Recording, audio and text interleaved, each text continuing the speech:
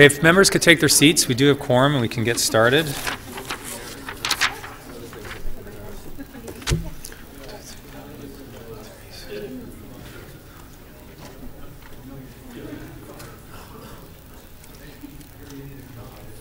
Welcome to meeting 2022 of the Toronto Transit Commission. Well done. There were no declarations of interest when we met this morning in our public session. And I could ask Commissioner Byers to move the minutes of the previous meeting. All in favor of that? That carries. There are deputations and presentations on some items, so we'll obviously hold that. So we'll just run through the agenda. That means we're holding items number 1, 2, 3. Item number 4. Do people need that? Members need that held? TYSSE procurement authorization amendment. Okay, moved by Vice Chair Heisey. The staff recommendations, all in favor? No opposed, that carries. Item number 5, I'll move that we adopt the action taken in camera and approve the recommendations in the public portion of the report. That is the TYSSE claim settlement update. Oh, do we have it? Yeah, so item number 5, all in favor of that motion? That carries. Item number 6, we have a deputation and is the surplus property review. Item number 7, we also have one. Item number 8, I'm holding just to make a minor amendment. Item number 9, the UPass policy framework. We have several members of the public here to present. Item number 10, we have a deputant, new TTC services for Southwest Toronto. Number 11, Eglinton Crosstown LRT interchange stations. I have an amendment on that, so we'll hold that. 12, Relief Line South, we have a deputation. 13, Wilson Bus Garage upgrades. Moved by Commissioner Lalonde, the staff recommendations. All those in favor? None opposed, that carries. Item 14, we're holding for both the deputation and, maybe not. Maybe we could just knock this off right now. Mr. Chairman, I spoke to the applicant's representative, Mr. Devine. I've spoken to internal TTC staff. And the Mr. Devine's client, the owner of the, I think Atrium on the Bay it's called, is seeking a 1-month adjournment for a decision on this matter so he can have further discussions with the TTC. And the next meeting is April 11th, so my motion would be that it be adjourned to the April 11th meeting. Deferred till April 11th? Yes. And TTC staff advised me there was no negative implications for the TTC in the 1-month deferral. Great. So the amendment or the motion in front of us is to defer item number 14, entrance connection to Dundas Station, to the April TTC board meeting. All in favor? That carries. Thank you. Item number 15 is antenna lease renewal for 2180 Yonge Street. Anyone need to hold that? The staff recommendations moved by Commissioner Lalonde. All in favor? No opposed? That carries. So left on the agenda is our items number 1, 2, 3, 6, 7, 8, 9, 10, 11, 12, which will lead us to the top of the order paper, the CEO's report, and I'll hand it to our CEO to introduce that and give us some comments. Through you, Mr. Chair. Good afternoon, members of the board. I'm going to start off by my commentary by addressing an item that the Chair and I have had discussions with on numerous occasions, and that's the numerous operational issues the TTC is having with the new fare gates that support our Presto implementation. We've both had a number of individuals reach out to us over the recent months regarding the failures of the gates. We at the TTC do acknowledge that there has been reliability issues over the last few months, and we've taken some decisive action. I actually met with the Executive Vice President of Scheidt & Bachmann, the gate supplier, and have asked that a correction action plan be provided.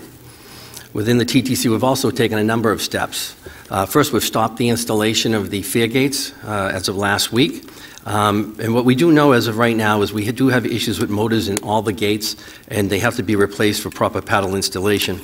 In addition to the hardware, we have a number of software issues as well. And one of them is what we call ghosting. And literally, you could be standing at turnstiles, and the turnstile will open, remain open for a moment, and then it'll close. A moment or two later, it'll go open again, and then it'll close. It can actually happen 4 or 5 times before it resets itself. We had intended to have all the gates installed by this summer, and we'll be reporting back once we know what the recovery plan is and we move forward. We also have separated the project internally within the TTC business so that the Presto software implementation team can focus on Presto and our operations team can focus on the FAIR gates.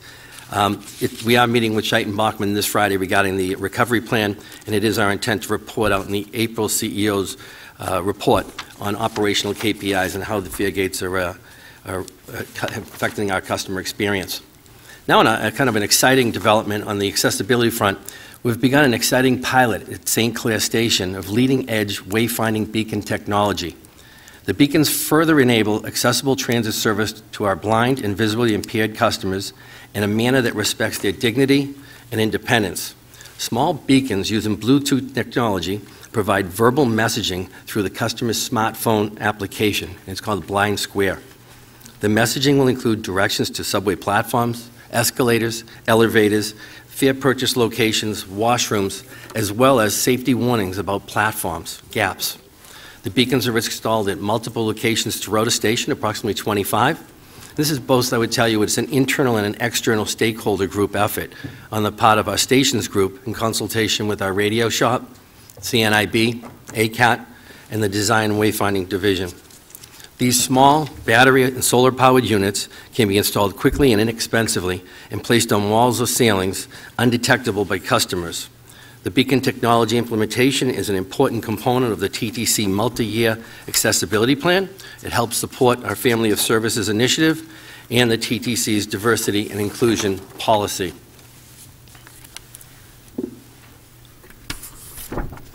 Now turning to a related topic of our employees.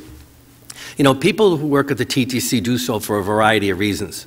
They enjoy talking with the public, they appreciate working in the public, and some just love driving a vehicle. Another possible reason is because in Toronto, you're joining one of the most reputable and hardest working transit systems in North America. Recently, at the 3rd Annual Awards and Recognition Gala, we recognized several of these people who presented the best of the best in customer service, safety, leadership, teamwork, innovation and creativity, and safe service for the past year. There's 2 awards that I'd like to specifically mention here. The first being our first Lifetime Achievement Award, which was awarded to Gemma Piemontes, our Chief People Officer. Gemma has a career spanning more than 35 years at the TTC. She is an example of what can happen with hard work, dedication, and just the right amount of grit. She spent a majority of her career in human resources, and her story is one of the things that I love about public transit or the transit business. And that is an incredible career one can have when they dedicate to a place like the TTC. Gemma began her career as a stenographer, aspiring to become an administrative assistant. 35 years later, through numerous jobs and responsibilities, she became the first woman on the executive at the TTC. The other award I wanted to mention here was of our Employee of the Year, and that goes to Robert McGrath, who was awarded posthumously after passing away suddenly last November. Robert was nominated by a fellow employee who happened upon Robert and a young customer who had been beaten up earlier in the day. Robert helped him, he stayed with him, tended to his wounds. It was actually reported that he helped wipe blood off his arm and offered some counseling. I'd say this is indicative of the special type of person that Robert was, as well as an ambassador and representative of the thousands of TTC employees who do care about their fellow human beings and our customers. Now I'm going to touch on a more serious note in the people front, and that's regarding, by now you must have heard all about, or be aware of an incident that took place on February 18th, and involving a transit fare inspector and a member of the public. It was a young black man. We immediately started our investigation, and on February 21st, we received a letter from the Toronto Ombudsman, Susan Opler, and on February 23rd, I responded both personally and professionally, and publicly as well, I'm sorry. I want to assure this board, as well as the public, that we take all appropriate steps to thoroughly address this extremely concerning incident. Our investigation follows the TTC's Fair Inspection Complaints Procedure, which will be comprehensive and conducted in consultation with the TTC's Diversity and Human Rights Department. In addition, we're also working with the Toronto Police Service as they investigate this matter to determine if criminal charges are warranted. And lastly, I'm going to turn to an unfortunate yet way too often incident that's been recurring. We had 2 vehicles drive into the Queens Quay streetcar tunnel in the past 2 weeks, which makes about approximately 25 vehicles since 2014. I'm going to ask Kevin, we got a video we want to show you. It's about 2.5 minutes long. It shows 2 different segments of our TTC vehicle operating along this route. It's actually going from York to Bay. And what it'll allow you to see with it, we've installed an increasing amount of signage, lights, rumble strips covering the entrance area, but now we realize it's clearly not enough. So if we can get this thing rolling, it's a little bit dark on the first segment of the video, and in the second segment you actually can witness and see the rumble strips as the vehicle's moving over it. I'm talking even though it's not up yet.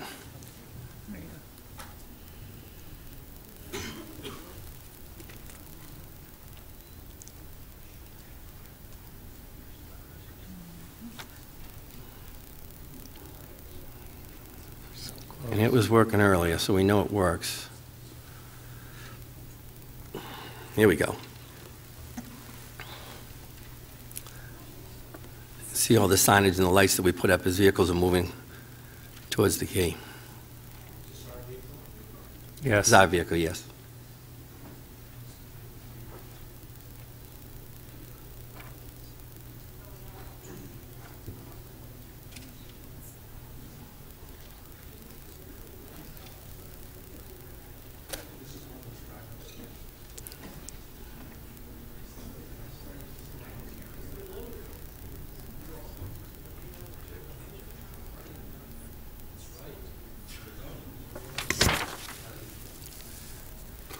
While this is going, I'll continue. We'll continue to work with the city now to actually look at the entire intersection to see what else can be done.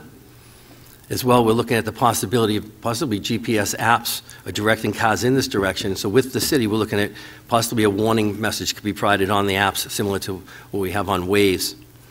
And finally, we're expediting the installation of a barrier. Let's see if we can show you where the rumble strips. It's very apparent.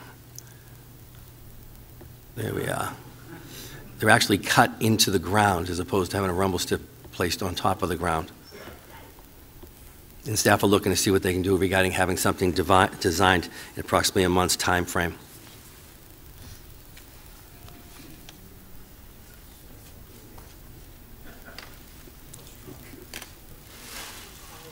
It's usually what it is. The rumble strips again.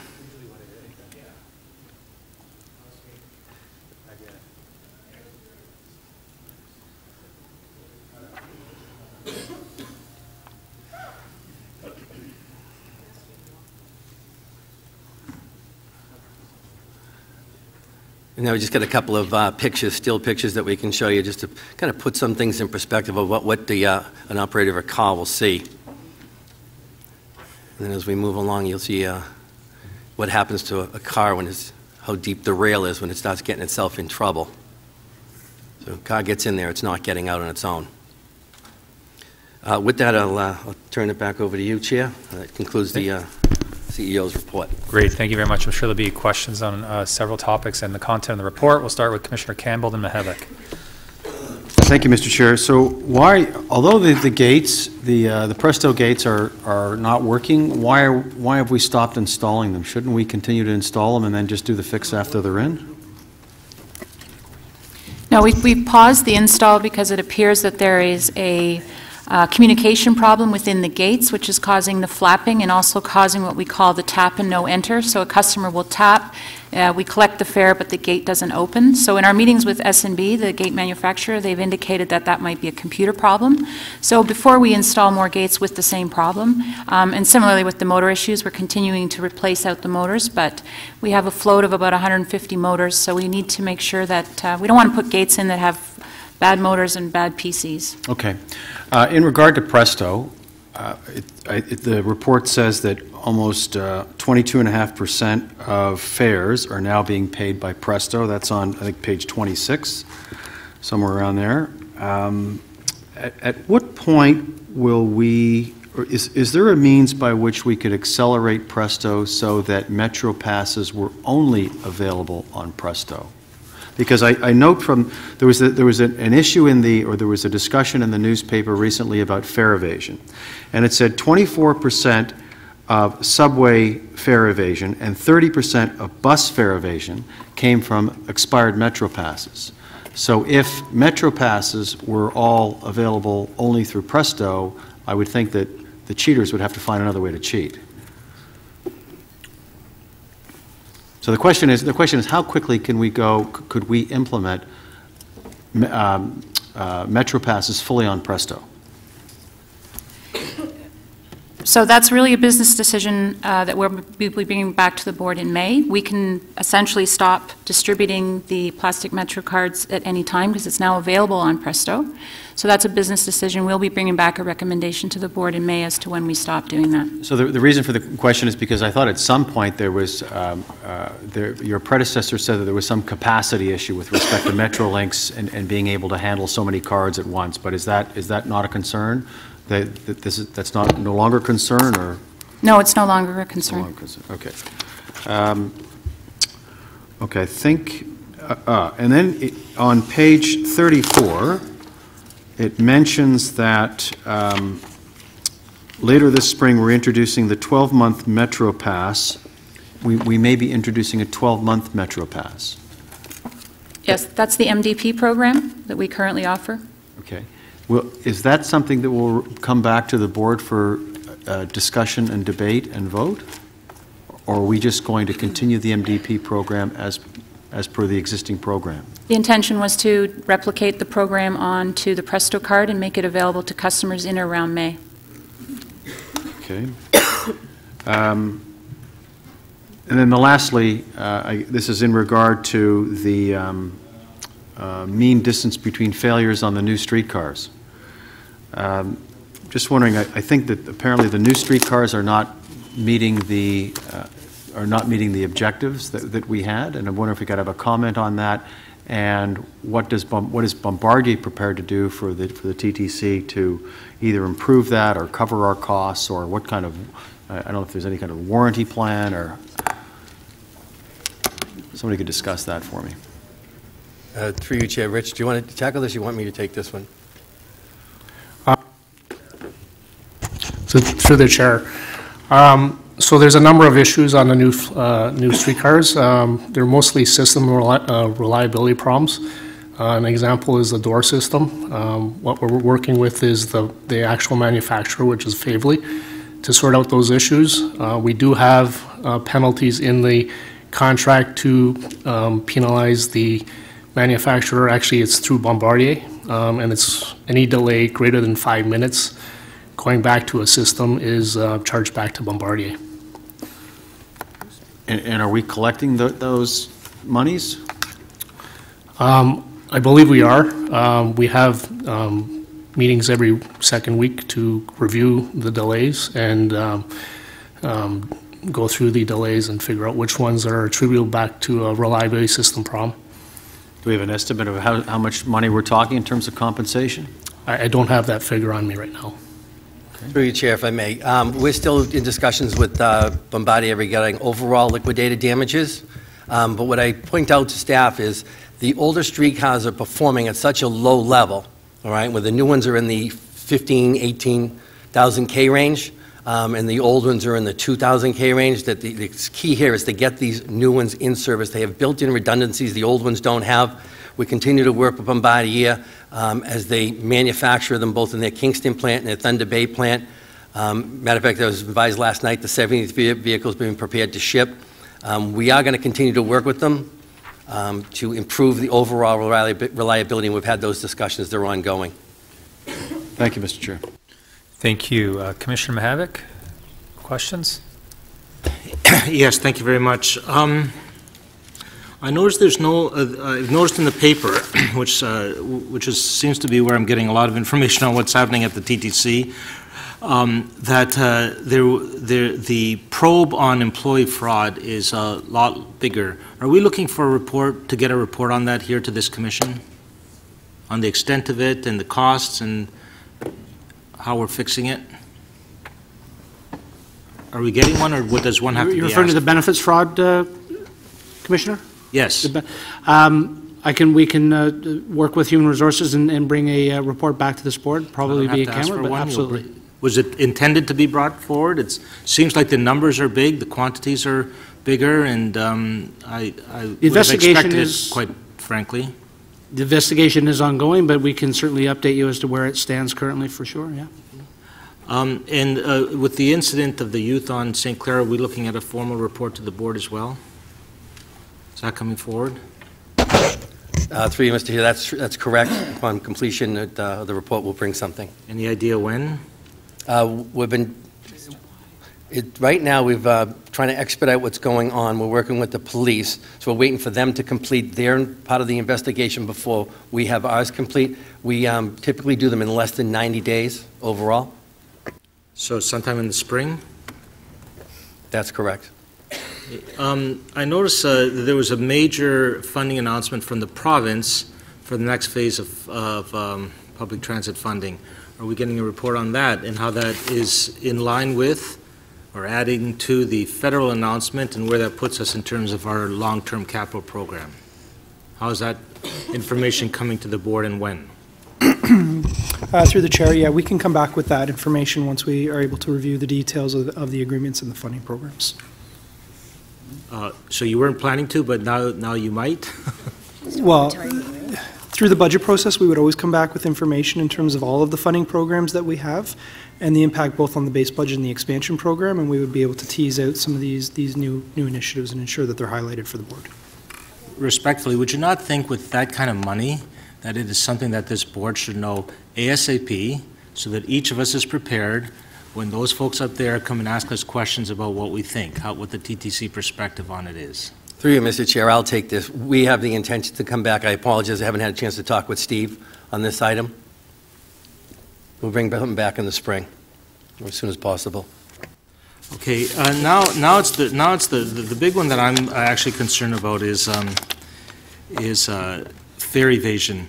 So there was a report in one of the newspapers on this report, internal report, and I'd like to get your perspective on it before I can say that I'm deeply or just minorly troubled.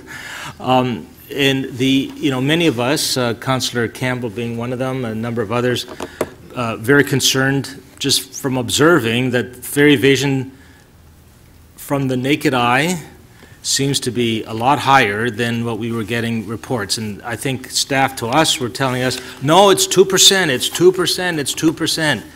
In the meantime, there's a report that was internally commissioned that was saying, that indicated too that it was over 4%, which is double, more than double. And perhaps the most disturbing piece to me is that report wasn't presented here, nor was a counter report or further investigations or even knowledge that you were doing a deeper dive into fare evasion.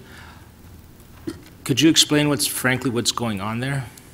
Yes, I'll take that through you, Mr. Chair. It was brought to our attention a few months ago about an internal report that did an independent review of fare evasion. Now, we've typically acknowledged in North America that fare evasion is in the 2 to 3% range, and this report actually had us at the 4.4% range, if I believe so.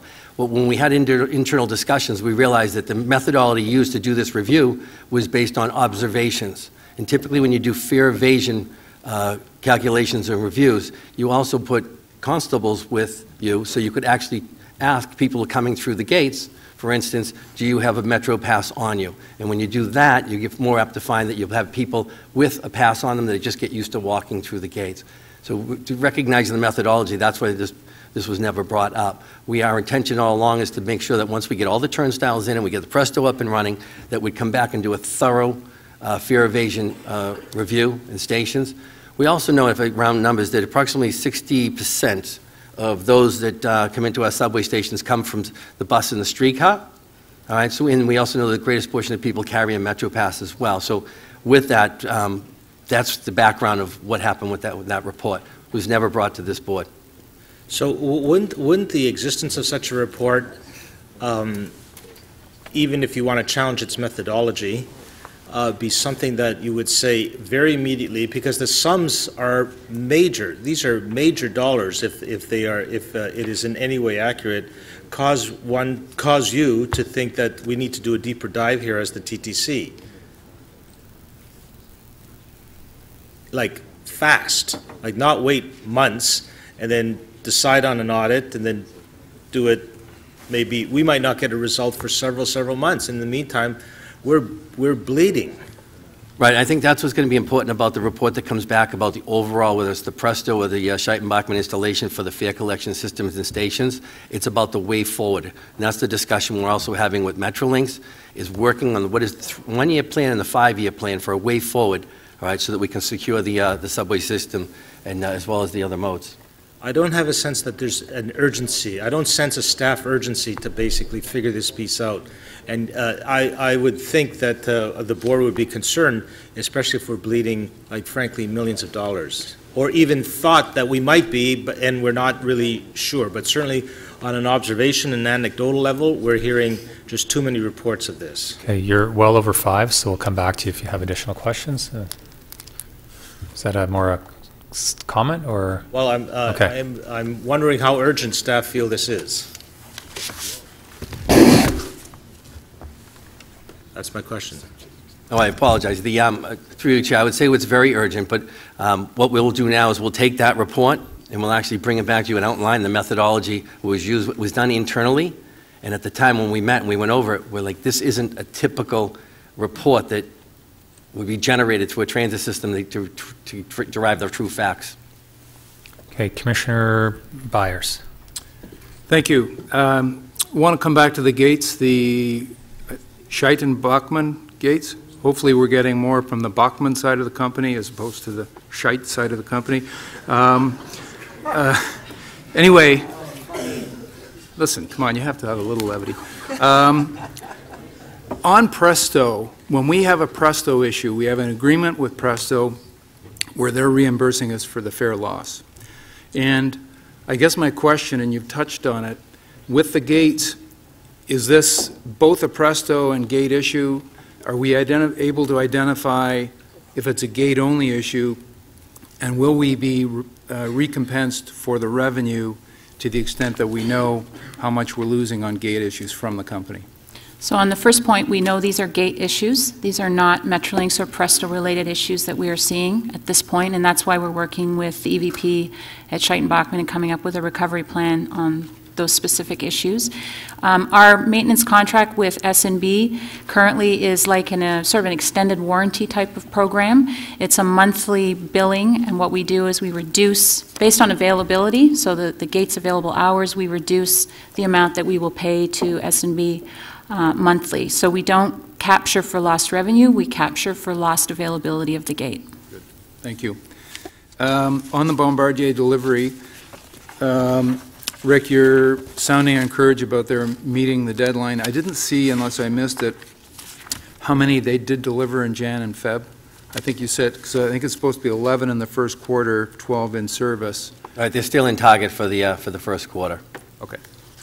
Finally, on your, beginning on page 39, the detail in the report, and by the way, I really appreciate each of those graphs now. I think you've fully explained the implications, which is a big advancement from the previous reports, and I really appreciate that. Thank you, sir. I know that for the latest report, we have short-term red, longer-term green and yellow. Can you give us your sense of reflections on operations and timeliness, particularly post the Jan 30 incident, what we've learned from that, and your sense of delay minutes and all this, and system-wide how it's going and expect to go for the spring? Through the chair. So sort of two questions there. So overall operational improvements are strong. If you look at the chart, since the 2014 base year, we have improved. January does not show that trend. but year over year, we are seeing improvements. And then the second part of your question was post-January 30th. We do still have challenging days. This morning was a challenging morning, for example. We do still have those. What I think has gotten a lot better is the options that we have available to us to help us to alleviate that crowding by adding the 2 extra trains. That gives us a couple of good options to help us move about 3,000 people if we need to. And then the cooperation between the departments within subway operations and service delivery, but that cooperation has improved dramatically since the 30th. Communication between groups, all of those things are helping to make the customer experience that much better. It doesn't say we're not going to have the odd bad day. Things will still happen, but I think we're in a much better position to deal with it when that happens. Commissioner Fragedakis, questions? Yes. So on page 16, it says about late last year, Metrolinx advised the implementation of single-use tickets in the second quarter of 2018 and the 2-hour transfer in the third quarter of 2018, as well as a number of other key deliverables to support adoption. These deliverables are under review. The 2018 schedule and adoption plan is being finalized with Presto. We expect to report to the board on the final signed-off schedule with Metrolinx at the April board meeting. And I was wondering if you could elaborate a little on the LUMs. For example, when can we expect them to be introduced? The LUMs, currently the delivery is being reviewed by Metrolinx. And in fact, we're meeting with them tomorrow to sign off on a number of milestones on the schedule, and the LUMs will be one of them. So we'll be able to report back on April and what they're bringing back. Okay, how are discussions with poverty groups going around some of the concerns that they've raised about the LUMs? Those discussions are ongoing. I actually don't have firsthand knowledge. I'm not involved directly into those discussions. That's something I can look into and report back to you separately. Okay, great. On the same page, and this is a follow-up to Rick's question, or Commissioner Byers, beg your pardon, that the exception being Union Station, given the volume of customers and impact of removing a fare line, Scheidt & Bachmann have a technician at Union Station for all service hours until we're assured the operation is stable and reliability is at a high level. A plan to correct the issues we're experiencing with the operation of the fare gates is in development. So I'm actually hearing some really concerning reports about the situation at Union Station, and I was wondering if you could talk a little bit about the challenges that we're facing down there and when they might be resolved, and specifically about the atypically long lineups and the confusion. I would probably need some more information to address the specific issue of if it's long lineups at the collector booths. Do you have any more you can give me? I mean, I think we have a lot of construction going on down there. We've got 5 fare lines that we're trying to install. So there probably is moments of confusion, but we have station staff down there. It's very well resourced, and we also have S&B. Again, we have a technician on there full-time, and we have one of our own technicians down there full-time to ensure that the gates are operating reliably. The reports back I have from the field and from our technicians that the gates are functioning well. Okay, so, we'll chat offline, but I have some okay. emails from people who are expressing concerns. Sure, happy to help. There's a comment on page 20 that causes me some concern, and it says, further analysis by injury type reveals that musculoskeletal ergonomic type injuries, example, overexertion, reach, bend, twist, repetition, represent the highest injury and account for 25% of all lost time injuries. To address this, a new ergonomic program focused on preventing such injuries and resolving ergonomic concerns will be rolled out in 2018. So I'm pleased to hear that we're taking steps to address this, but feel we should have caught this earlier, and maybe 10 years ago, for example. So my question is, how robustly are we applying what I'll call an ounce of prevention is worth a pound of cure maxim to the issue of staff injuries and staff absenteeism?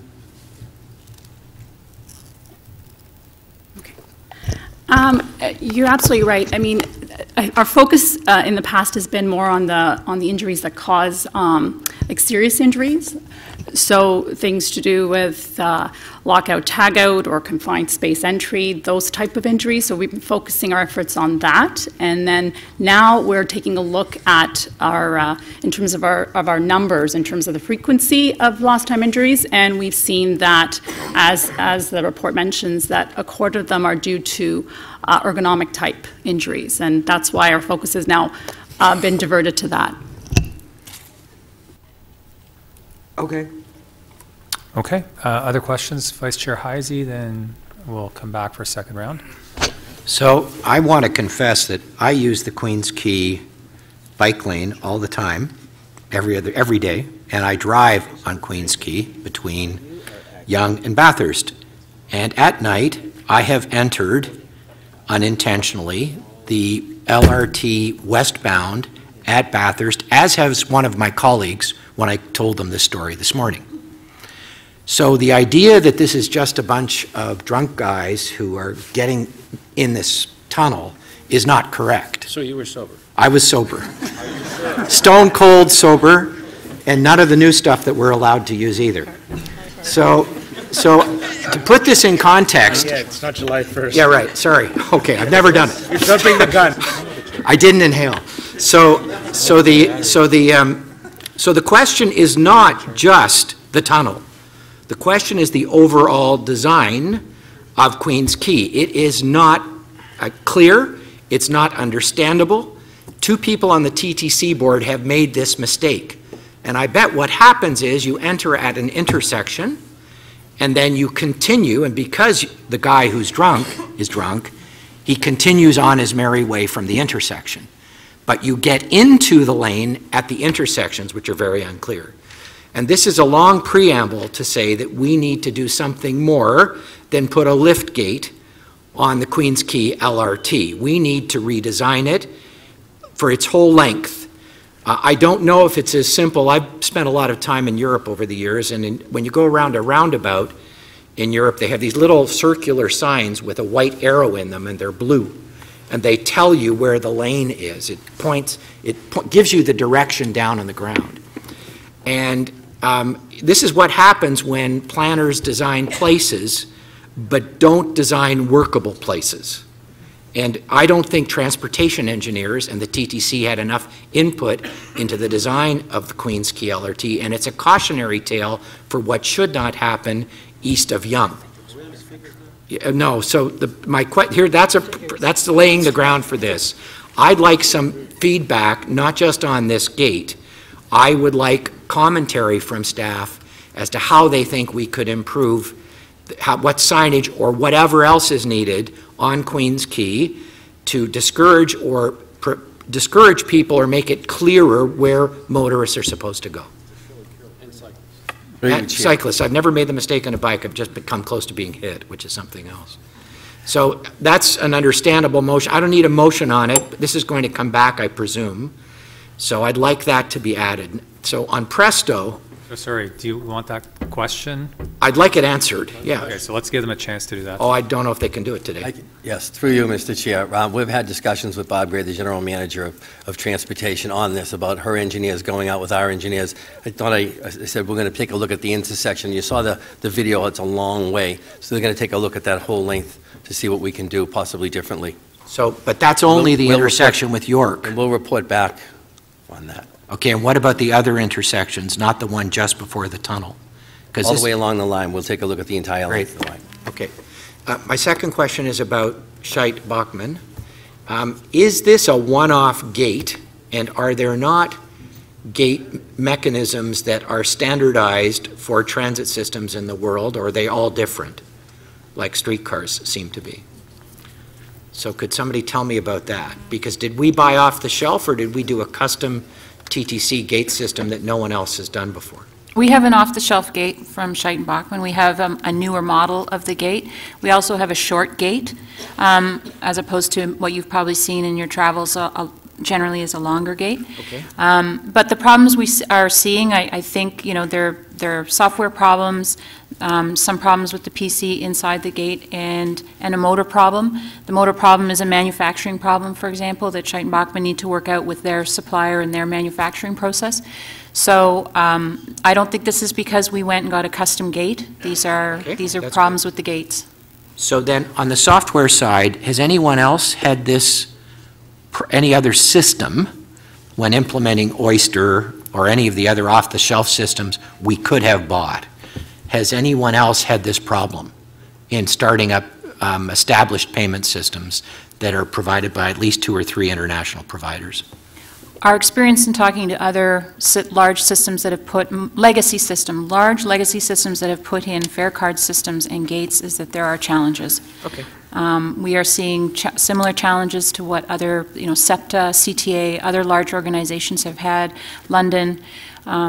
These are growing pains, and we just need to hold our vendors' feet to the fire and get these problems solved. Okay, I know Commissioner Mihevc has a second round question. Anyone else for a first time? Commissioner Min Wong? Yeah, just following up. I'm assuming that when you awarded the contract, you looked at the reliability of these gates, correct? And the fail rate on them?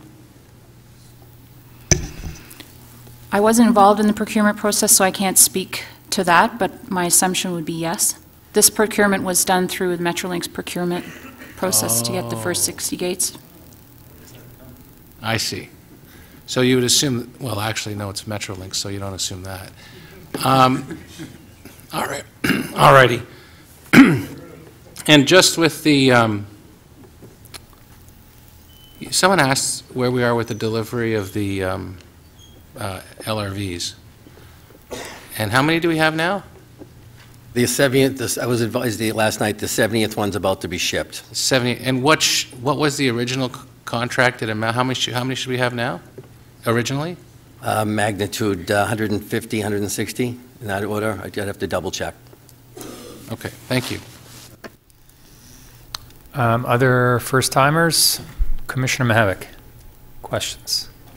Yes, thank you. Just building on that, on page 14 is the delivery schedule. I think what I would find helpful is how is this against schedule, because that's really what's at stake here. If we have the 70th one, I thought we were going to have 65 at the end of the year. That to me says if they're delivering 5, they were supposed to deliver 7 or 8 a month. They're about 15 behind as of now. So I don't, and maybe I'm right, maybe I'm wrong, but the only way we're going to know is if we have both the delivery schedule and the scheduled delivery schedule in your CEO's report. We can include that, Could that be sir. supplied next time? I can have that in here next time. My belief was there were 11 short last year in the end, so what we got is the first 11 that were coming while they were manufacturing, and then we're moving forward from there. So we're not going to know final implementation of Presto until the April board meeting? Is that what, at the end of the day, you're saying? We're going to report back with dashboards in April on the Fairgate performance, and then in May we're going to bring forward the comprehensive schedule. As I indicated, we'll be meeting with Metrolinx to have sign-off on that schedule, hopefully tomorrow.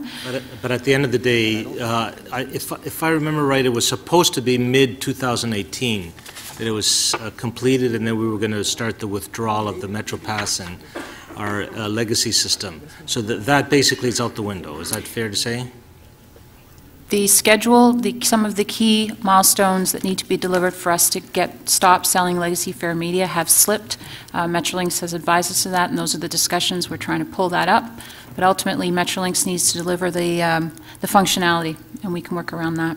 Hey, the fare, that was to start April 1st. Is that starting April 1st? Yeah, that fare is on schedule and has begun.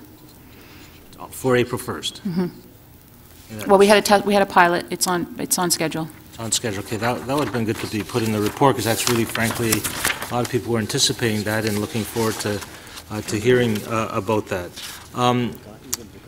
Okay, I'm good, Mr. Chair. Other questions? Anyone want to speak on this item? Commissioner Mihevc. Yes, thank you. I want to just say this very respectfully, but very clearly as well. First, we do have to find a way to allow the Chief Executive Officer's report to stop being an information report but be an action report, because things come from that report that require a follow-up.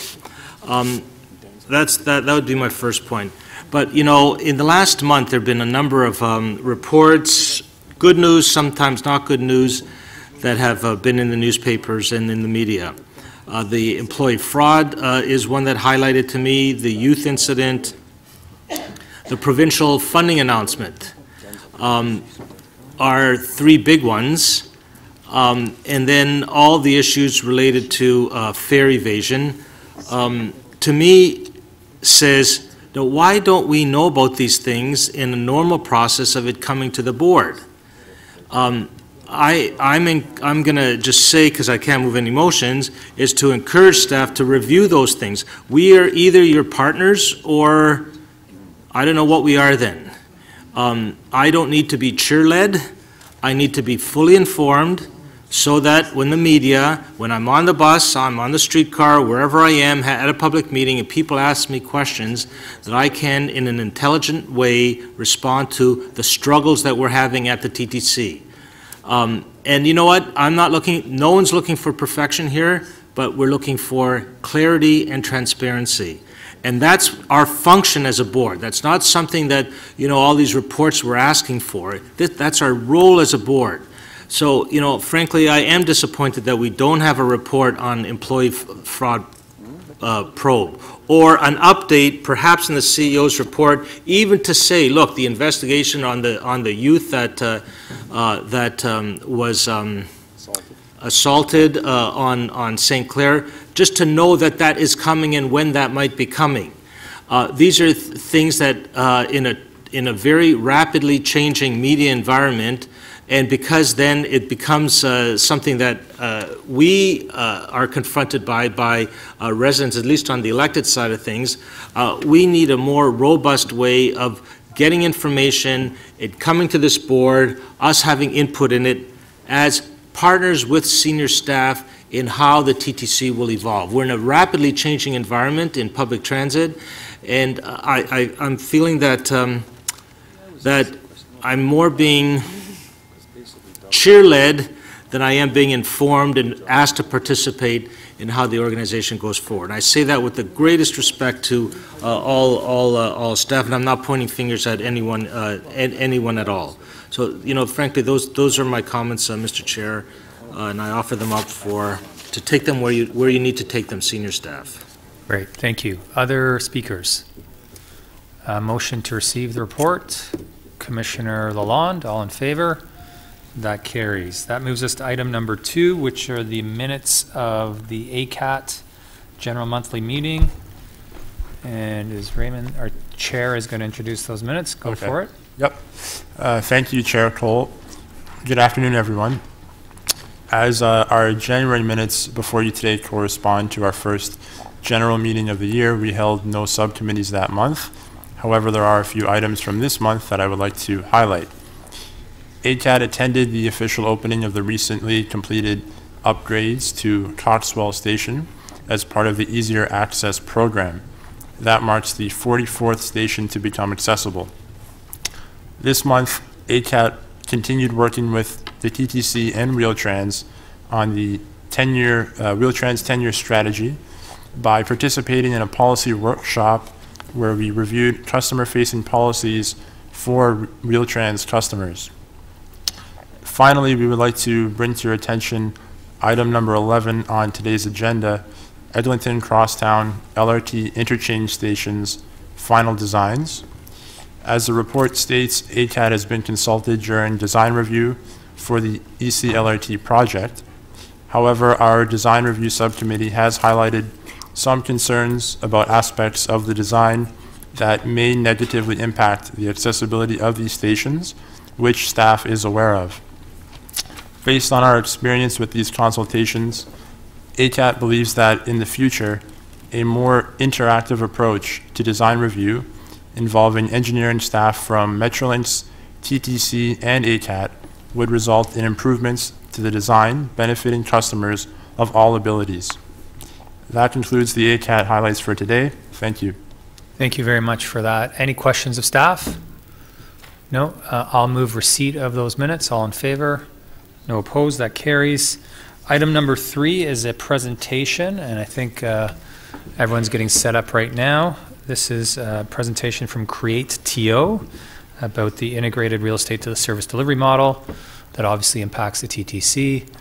And welcome.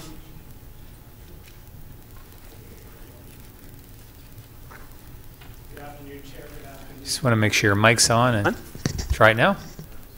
Yeah, you're good. Yeah. Good afternoon, Chair. Good afternoon, Commissioners. My name is David Jollymore. I'm the Director of Real Estate Services for the City of Toronto. I'm formerly the Program Lead for the Citywide Real Estate Transformation. And to my right here is Antoinette Tumilo. She's the lead for Create TO. And we're going to provide an update today to the board. I think the last time we were here presenting to the board was October 2017, and a lot has happened since that time. So since that time, we've created the agency called Create TO, which is a merger of Build Toronto and Toronto Portlands Corporation with some net new capabilities that Antoinette is going to talk in more detail about in a few minutes. We just recently have done some restructuring in the Real Estate Services Division, which I lead, and the Facilities Management Division, which my colleague Sunil Sharma leads. And we've started the process to integrate, day by day, we're further integrating the model. We're on a 3-year journey here in terms of coming up with a new integrated real estate service delivery model. And we're collaborating with many partners, including the TTC, on some key projects, including the Danforth Yard, the Easy Access Program, the Consolidated Warehouse, and the new office. So I'm not going to spend a lot of time on the vision, the mandate, and the direction.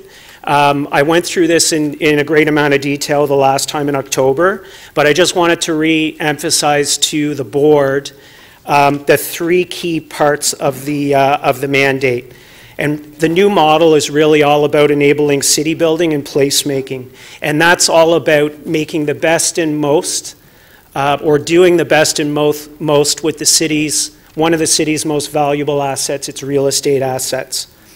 And tied to that mandate is maximizing value. And that doesn't necessarily mean a financial value. That can include social, economic, or environmental values. And program benefits is a key part of the mandate. So supporting programs is key for this new real estate service delivery model, and that includes the TTC. And it's all about coordinated stewardship of one of our most valuable assets. So we want to make sure that we're doing the most and best with our real estate assets in the most responsible way.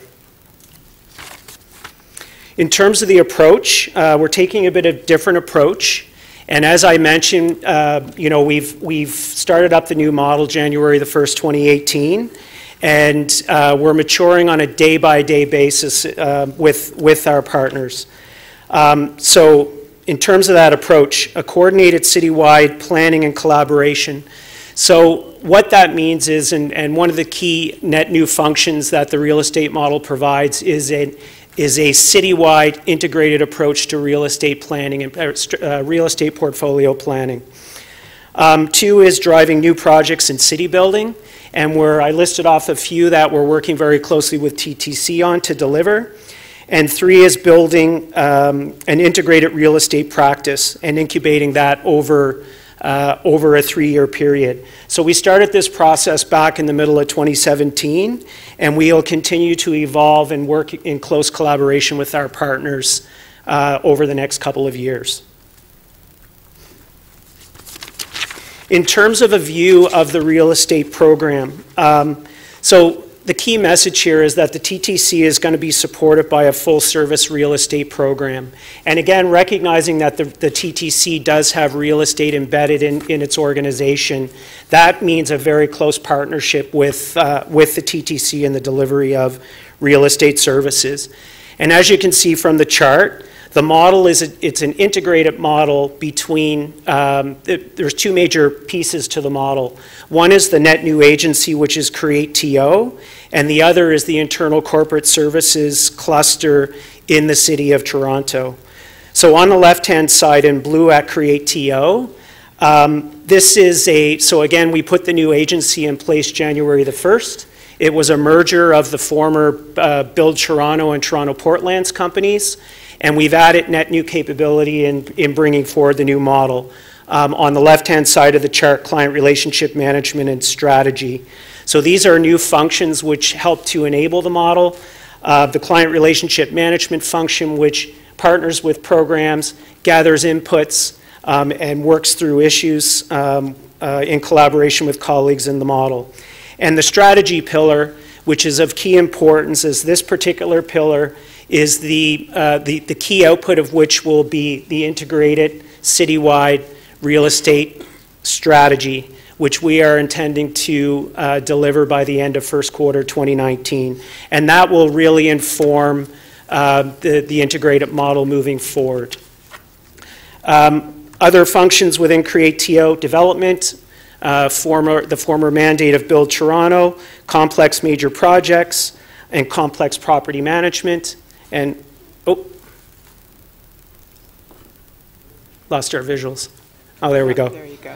And then on the right, on the internal corporate services cluster side, we have the real estate services division, the facilities management division, energy and environment, and corporate security.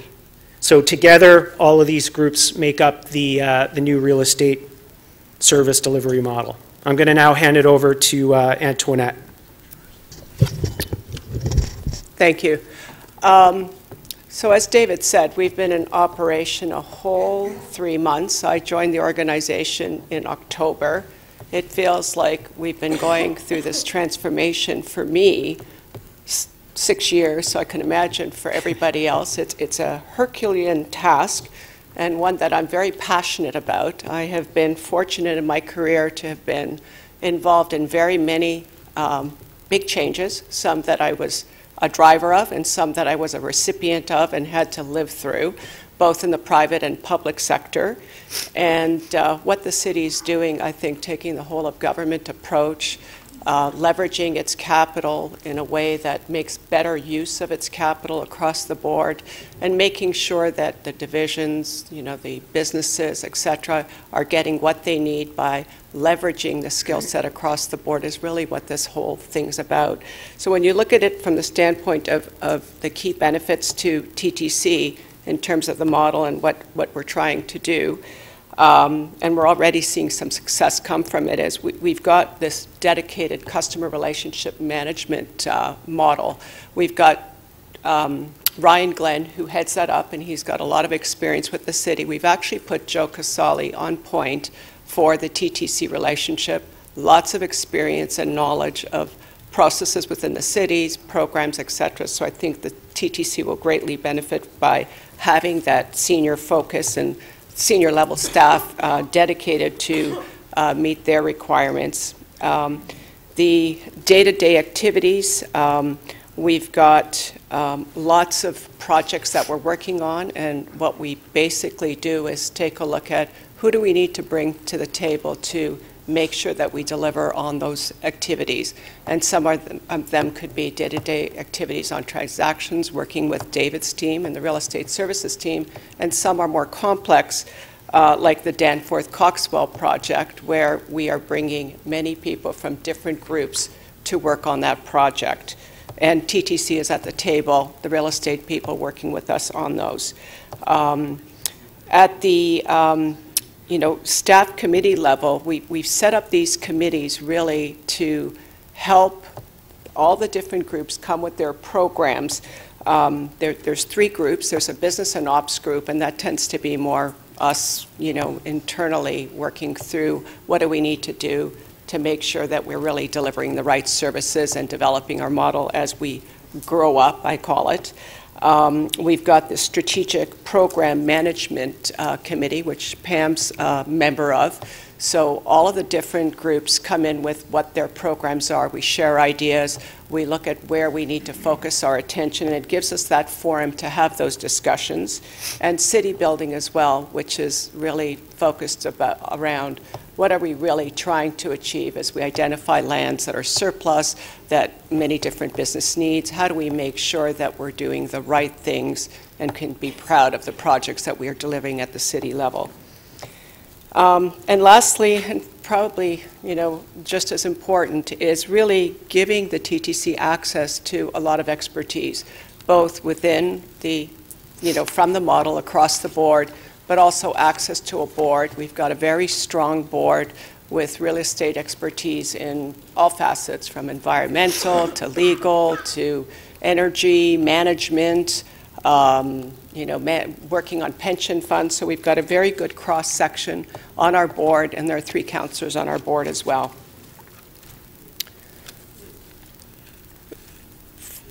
Really, for us to be successful, this is all about establishing a partnership. This is not Creatio working on its own in isolation, or David and his team working in isolation on a TTC deal. It's really working in partnership with TTC. So our role is really to make sure we're bringing the right people to the table, the right level of professionalism to meet the business need. From a performance standpoint, we're committed to deliver, results, but we can't do that in isolation. We've got to work in partnership on that. And TTC's role is really one where we've got to work together, A, to make sure we understand your business requirements so we can better deliver on them, and 2, work in partnership on finding those solutions, because there's always an important piece, and I've come to understand that the TTC business is a very sensitive business, so we've got to make sure that the business needs are met as we are trying to make sure that we're optimizing on the city's very important real estate asset. And lastly, working together on, defining what capital is required so that you can get the capital earmarked for what your requirements are. But again, working in partnership to define that in the context of the programs and what we're trying to deliver. So we've got a collective responsibility in all those things, and at the end of the day, risk management is something that's really critical. And that's at many levels, from a service delivery standpoint, political standpoint, financial standpoint, and as well from a community perspective. In terms of next steps, we've been working through this, and again, I want to remind everybody it's been 2.5 months that we've been operating. So we've had a lot of meetings talking about, well, how do we do this and how do we do that? So what's really critical is that, we are clear on what the roles and responsibilities are, and who's on point to help the TTC in what aspect. And on the strategic side, Creatio will lead on all aspects side that deal with the development, major projects, complex transactions. And as David said earlier, we're working on developing the first portfolio strategy for the city. The city's never had one. So really working to define what the needs are, what the use of properties are, and identify opportunities as well that we can flesh out and say, okay, what do we do with these? How do they meet the city's requirements going forward? From the day-to-day standpoint, and these are more the transactional items, facilities management, will continue to provide support, although TTC does a lot of their own facilities management and property management activities, but they are there to provide support from a procurement standpoint. We should look at opportunities to leverage that if that, makes sense from a financial standpoint and service delivery standpoint. Transactions are something that David's team provides a lot of support to the team. And on the whole program planning, how does TTC's requirements fit on sites where there's other users as well? Secondly is making sure that we are focused on those projects that are really important to TTC. And I think David's highlighted some of those. There are several that have been identified already, and that's around the office strategy. Retail strategy, I know our team's been providing input on that as well. I think everybody's heard about Danforth and Coxwell, and we're really excited about that project because I think that's one of the first projects that was identified through this whole process that's probably one of the more complex ones that we've ever, the city's ever undertaken with so many different players.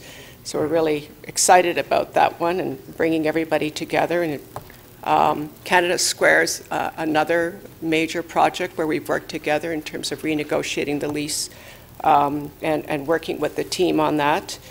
And, you know, lastly, it's really sitting down and making sure we're clear and we build a consensus on, you know, what are the business plans, what are the requirements, what is the strategy, goals, and timelines so that we don't miss a beat and we're aligned on those. So I know that we're working on that and want to make sure that, you know, we don't become the order taker and just like we need these 10 things. It's more, okay, why do you need them? What do we need to do with this?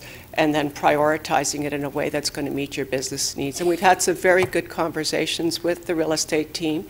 And I think we're off to a good start. The first month was a little rocky, but it's getting less rocky as every day goes on. Great, thank you very much. I'm sure we have some questions for you. Just before we go to questions, I want to welcome the grade 5 and 6 students from Beaches Alternative Public School who are here to take in the proceedings of a riveting TTC board meeting. So welcome.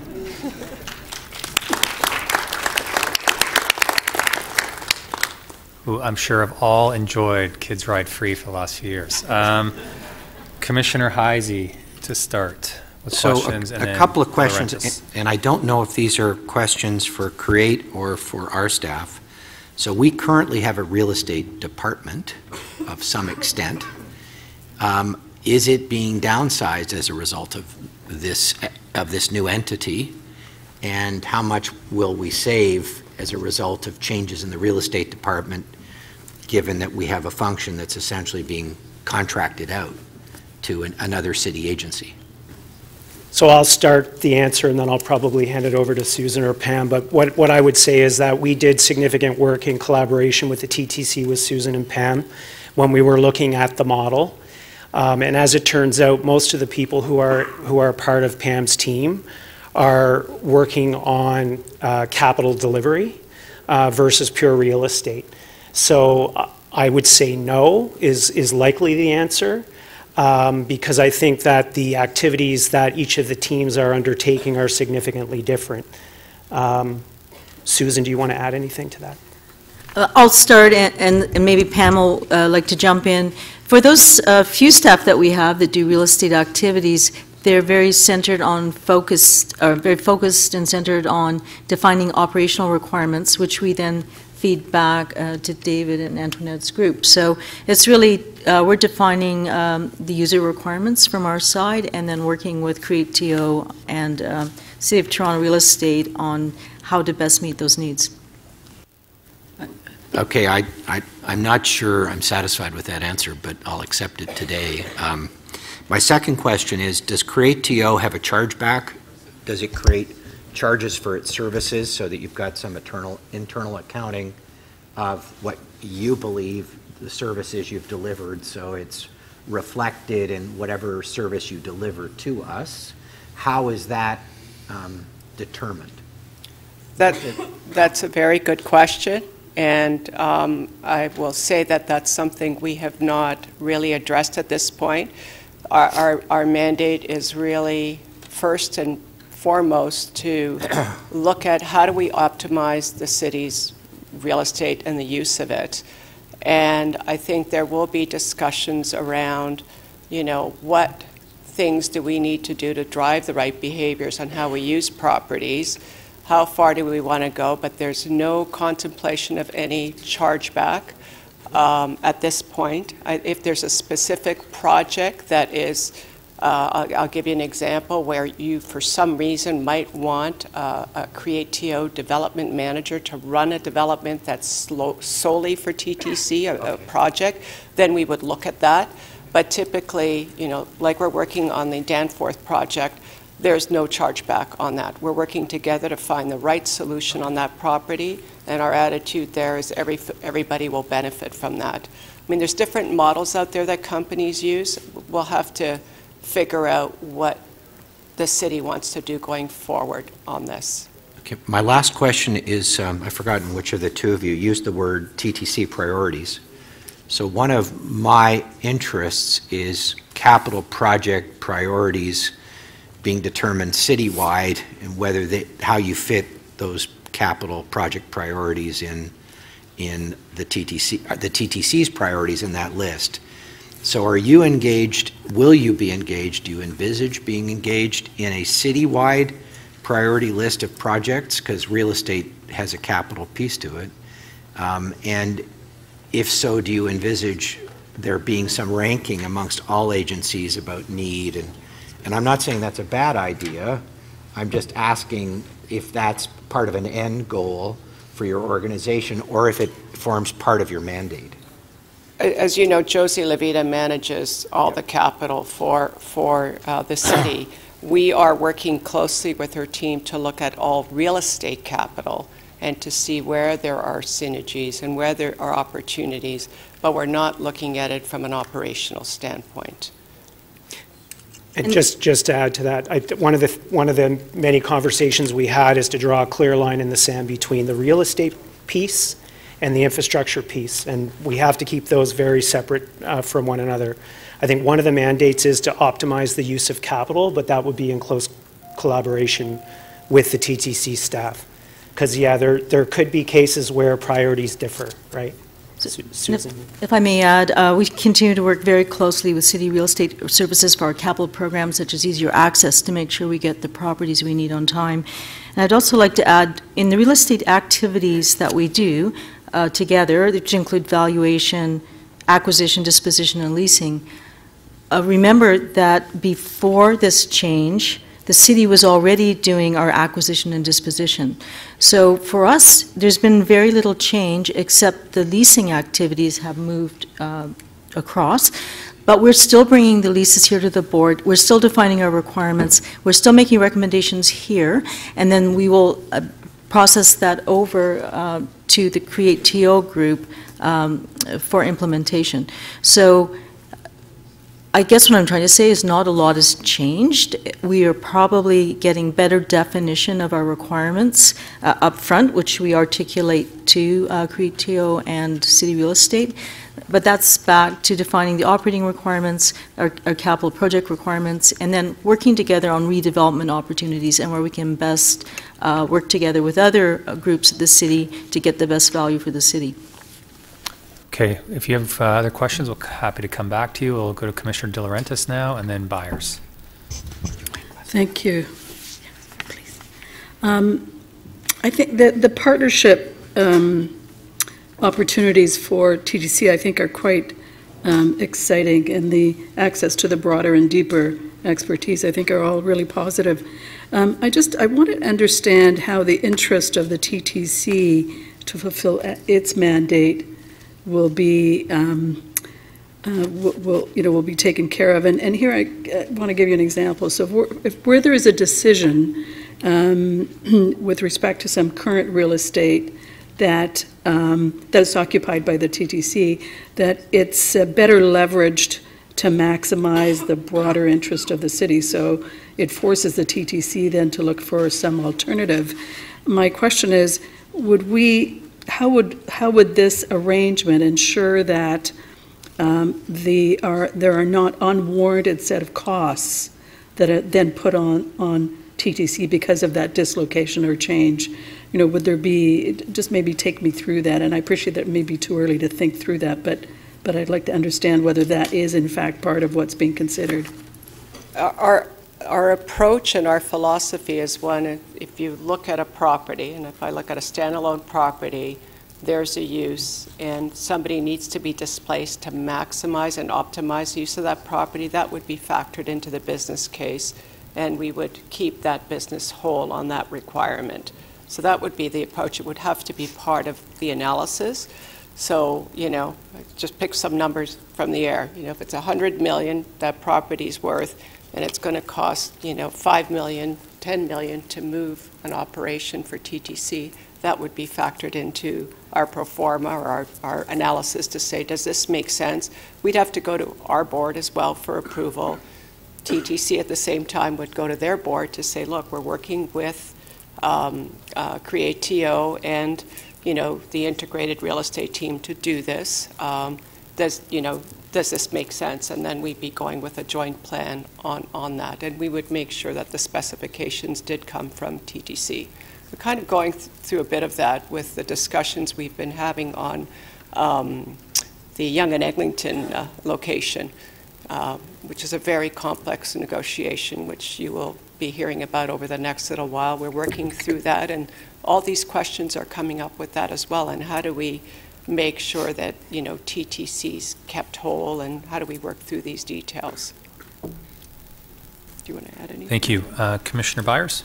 Thank you. Just want to follow up to make sure I understand the relationship between Create TO and TTC on major projects. So page 4, you had the slide with the blue boxes and the green boxes, and you've talked about a little bit in the kind of next steps, but that column of complex major projects, I'm going to make sure I understand. I guess it's the different definition of real estate, and you mentioned infrastructure. So Scarborough Subway, you do not have a role.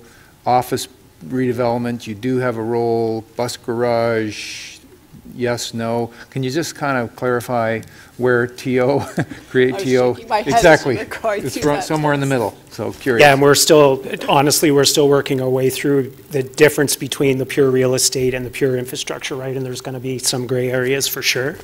The key is that we talk about it and we work through it and do what makes sense in terms of delivering the capital project. That particular box, that complex major project box, is to deliver complex construction projects. So I'll use some non-TTC examples. So if we had another Union Station as an example, that would be delivered as part of that complex capital construction project delivery. So key civic projects, Etobicoke Civic Center, those types of projects will be delivered through that part of the organization. Okay, great, thank you, that's helpful. As I step back and look at, if TTC was a standalone commercial entity and looking at our beautiful head office at Davisville, which is a giant block of concrete, what we would do is sell that property, keep the proceeds, use that to work with an Oxford Properties to redevelop, and then TTC would have great office space and other they could lease. In the world we live in now, we sell that property, City of Toronto gets the proceeds, we need to find our own office space, which is an additional lease payment. You know where I'm going. So I think what's important for TTC is, with this new agency, which I think makes enormous sense, and it looks like it's really well set up, to, as much as possible, enable this organization to have those commercial, incentives. Would you agree with that? Absolutely, yes. That was one of the key questions that we had a lot of conversation about leading up to January the 1st, 2018. We're not concluded on those conversations, but we want to make sure that programs are incented to do the right things and work with the model in order to move us forward. So we agree that a piece of the value or some other incentive needs to be provided to move us forward. Other questions? Would anyone like to speak on this item? Vice Chair Heisey. I guess I can't help but be a little skeptical about another entity managing the city's real estate portfolio, because I remember TEDCO, I remember Build, and now we've got Create TO, and I know at the provincial government there have been 2 or 3 agencies that have. It's a difficult thing to do. I hope it works. I also think that as an internal discipline, for us to understand the value that Create TO offers us, I think they should charge us, quite frankly, because if we're using a service, to not allocate any value to it makes it difficult to assess its effectiveness. You have to look at the resources that are applied to help us. I'd like more information, not today, about why there's no change at all in our internal demands for real estate services with the addition of this new agency to help us. I now understand that leasing is the major focus, so that kind of explains it, but I would have thought there'd be some different kind of workload than is currently exists. Even if it's minor, I'd like to have it quantified at some point to make sure that we're not duplicating what we already have. So it's not for today, it's for tomorrow. Great, thank you. Other speakers? Thanks to Create TO and the TTC real estate team for answering questions, for being here, and I'm sure we'll look forward to many other conversations and discussions with both bodies in front of us. Motion to receive the report for information. Commissioner Byers, all in favor? That carries. We move to item number 6. We have a deputation. This is the surplus property review, phase 2 update, and Hamish Wilson is here to present. Welcome. Yes, welcome. Thank you for your time. It'd be nice, I'm lucky to be following after this Create TO presentation, and I really wish I had confidence in what you are doing here, and I'm sorry that I don't. And the worry is arising, well, for a few reasons, but December 13th, it was 2016, there was a vote in Council to ignore basically facts when deciding billions of expenditure, hundreds of millions to billions of expenditure. So we don't seem to be operating on a rational basis sometimes, or at least some of the council/council. Now, that may be unfair, but I'm sorry. We seem to be squandering billions sometimes. And I worry that we're dominated by the conservatives, as I call them. Sometimes the fiscal conservatives are not. So I worry that this view of efficiency is meant more to preserve the status quo and free ride for vehicles if there are shortfalls of cash.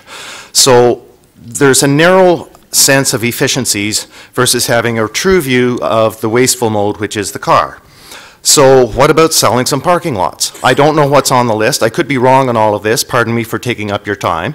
But one of the greatest users and consumers of land are parking lots. And sometimes the TTC has parking lots. Are we selling those off?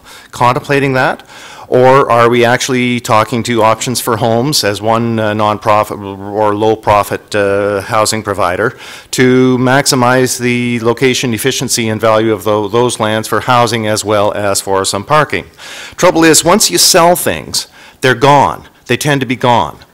And sometimes we also need larger assemblies for some forms of TTC yards and resources. And once you sell those, it's very hard to get them.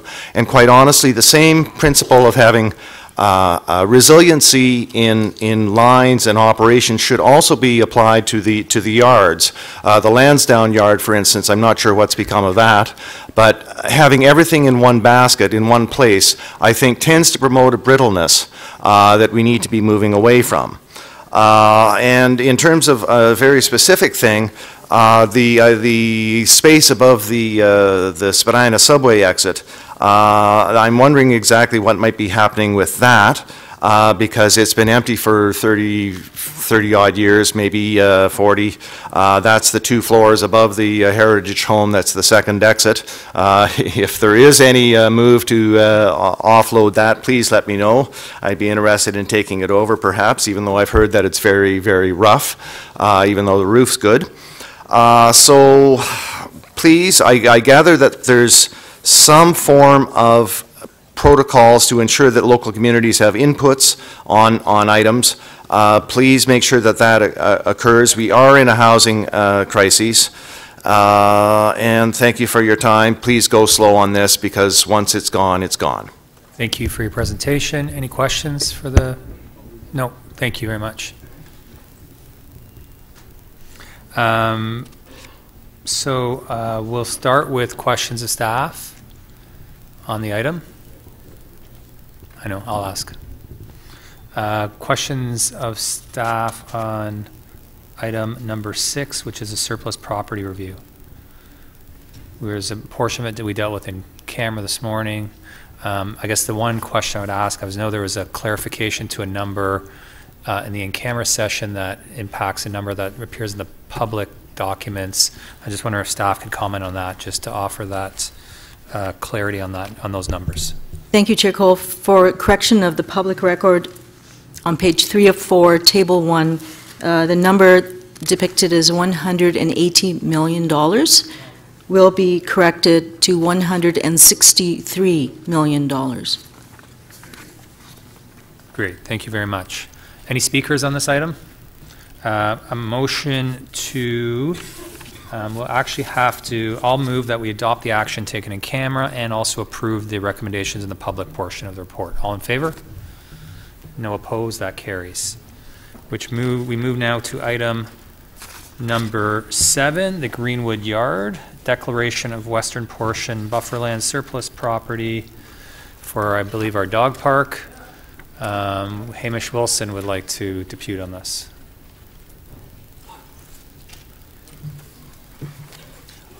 I'll try and be brief. Basically, it seems that it's not really a problem to transfer this because it seems to be going to the city rather than actually being sold off. Trouble is, again, when you sell things off or transfer, declare surplus, if it gets built upon, then you're really out of luck to do changes. Part of my reason for being concerned about Greenwood, I feel that we are being misguided in our thinking about where a relief line, if we get to a subway, is going. I think it should be going to the northeast, well to the northeast, to align us to where Scarborough is. A logical place to meet up at the Danforth is on Greenwood. If we encumbered these lands with buildings, that would be a problem, even though that there's a housing crisis. So I don't think this particular change allows for buildings to go on it, so I don't think there's that much of a problem. I did register for deputation on number 12 as well, I believe, Councillor Cole. Is my name on the relief tunnel? You're on for item number 6, 7, and 12. Okay, thank you, sir. Thank you. Okay, so this is the Greenwood Yard Declaration of Western Portion surplus property. Questions of staff? This is the existing use just being recognized, and the city will take control of that. Moved by the staff recommendations, moved by Commissioner Fragedakis. I'm sure Councillor Fletcher is happy. All in favor? No opposed, that carries. Number 8 is the TTC Pension Fund Society Administration. Are there questions on that? I do have a motion. I'll move just to kind of tweak some language in the recommendation, but are there questions of staff? The recommendations? No? Okay. Oh, do you have a? No. Okay. Okay. So to speak, go ahead, Commissioner Byers. I'd just like to commend Pension Fund Society for this. Really like the collaborative way that this is being done. It seems like the relationship as between, TTC on admin and your team is working very, very well.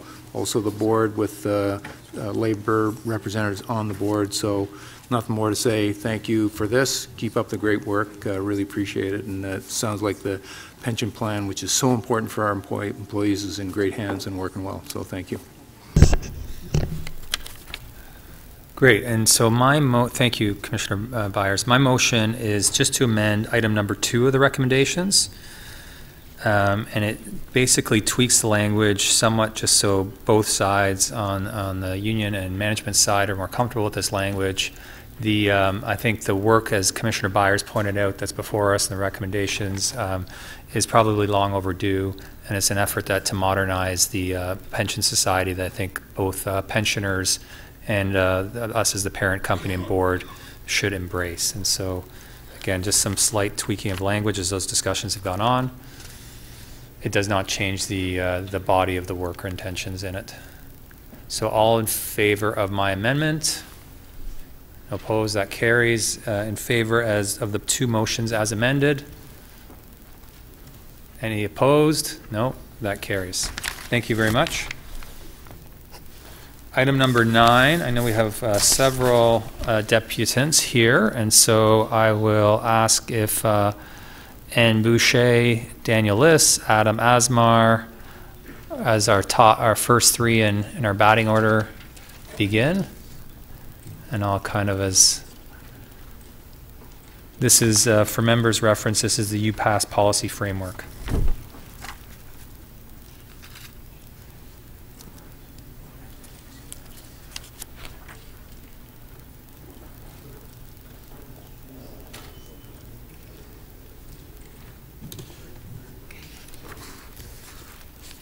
Welcome back, Thank you. and I'll start your 5 minutes now. Sorry? Your 5 minutes have begun. Go Oh, ahead. great, thanks. So good afternoon. My name is Anne Boucher, and I'm here as a student at the University of Toronto. I'm here today to excitedly speak in favor of the UPass. So I'll preface by saying that I typically walk to school every day. It's a 30-minute walk each way, and though it's kind of helped me stay in shape, I walk because student Metro passes are too expensive. I have tokens for those few sporadic rides I take here and there, but I try to save them for when I actually need them. So that said, transit as it is currently really not accessible to students. The federal transit tax credit has been removed and fares really add up. UPass, however, is part of the solution. Now, I know that I'm sitting here and I'm telling you how great the pass is for me rather than for you, and you're going to hear a lot more of those arguments coming up soon, but I think they're all worth saying. And I think it's also worth saying that I know that you're losing money on this post-secondary student Metro Pass through fraudulent sales, and this could be a way to address that. I know you're also losing a ton on fare evasion. The UPass is great for students, but it's also great for you. That said, the pass should be revenue neutral only. I both acknowledge and appreciate that the TTCs are not looking to run a profit. It's commendable. However, there is the moral question of whether or not students should absorb the cost recovery fees, which the current framework currently proposes. These fees are an additional $5 per student per month. Arguments that students will put a strain on TTC services doesn't work here because this is an issue separate from student ridership. I think that's clear already. Students should not absorb the cost for a pre-existing issue. That said, I encourage the board to adopt a price of $65 per month. As per the report, $65 per student per month is revenue neutral. We need to keep in mind that the students who need the transit the most are often those who cannot afford it. Let's make the UPass something that has their best interests in mind and works for everyone too. Thank you. Thank you. You have some questions. We'll beginning with Commissioner Byers and then Campbell. Great, thank you for the presentation. On the question of evasion, I wanted to get your sense of, because as I understand this would create a new level of pass, which you could hand to someone else who's not a student for them to use in theory. How will students, this may be an unfair, but I'm curious, how can you help us to prevent, in effect, further fare evasion from this new level of fare pass, if you will? I mean, I think you have to make sure that the student who is given the pass is the student who's enrolled. Anything past that, I think, maybe someone has ideas, but I don't think that's something you can control, of course. But the idea is you're still getting those same numbers. I don't think we should be encouraging students to sell those passes off to other people. But I do think at the end of the day, those numbers stay the same for you. Commissioner Campbell? Just a quick question. So you walk to school now. Would you be inclined to take the TTC more often if this pass was available? No, of course. I mean, I walk the 30-minute walk each way, which is, not that bad of a walk, but I think so great when it's -10, but Yeah, it's a bit of a struggle sometimes. So I think taking the streetcar would be definitely something I would be doing if I had the UPass. Do you think you might take the TTC in lieu of taking Uber? Yes, because what I'm currently doing. That's the right answer. That's good. Yeah, like right now, I guess what I can say is sometimes when you're running a little bit late, sometimes you might be able to catch the TTC, but most of the time you're going to the resort that's quickest, which is Uber. So I think this might actually help alleviate that. Thank you. Commissioner Mihevc? Yes, good afternoon. If I'm understanding you right, you're saying 65 is good. You might understand $70 because there's going to be additional cost for us. But you're pushing for a $65 fare. Is that fair to say? I'm pushing for what is revenue neutral, which is the $65. Rather than cost neutral. Okay.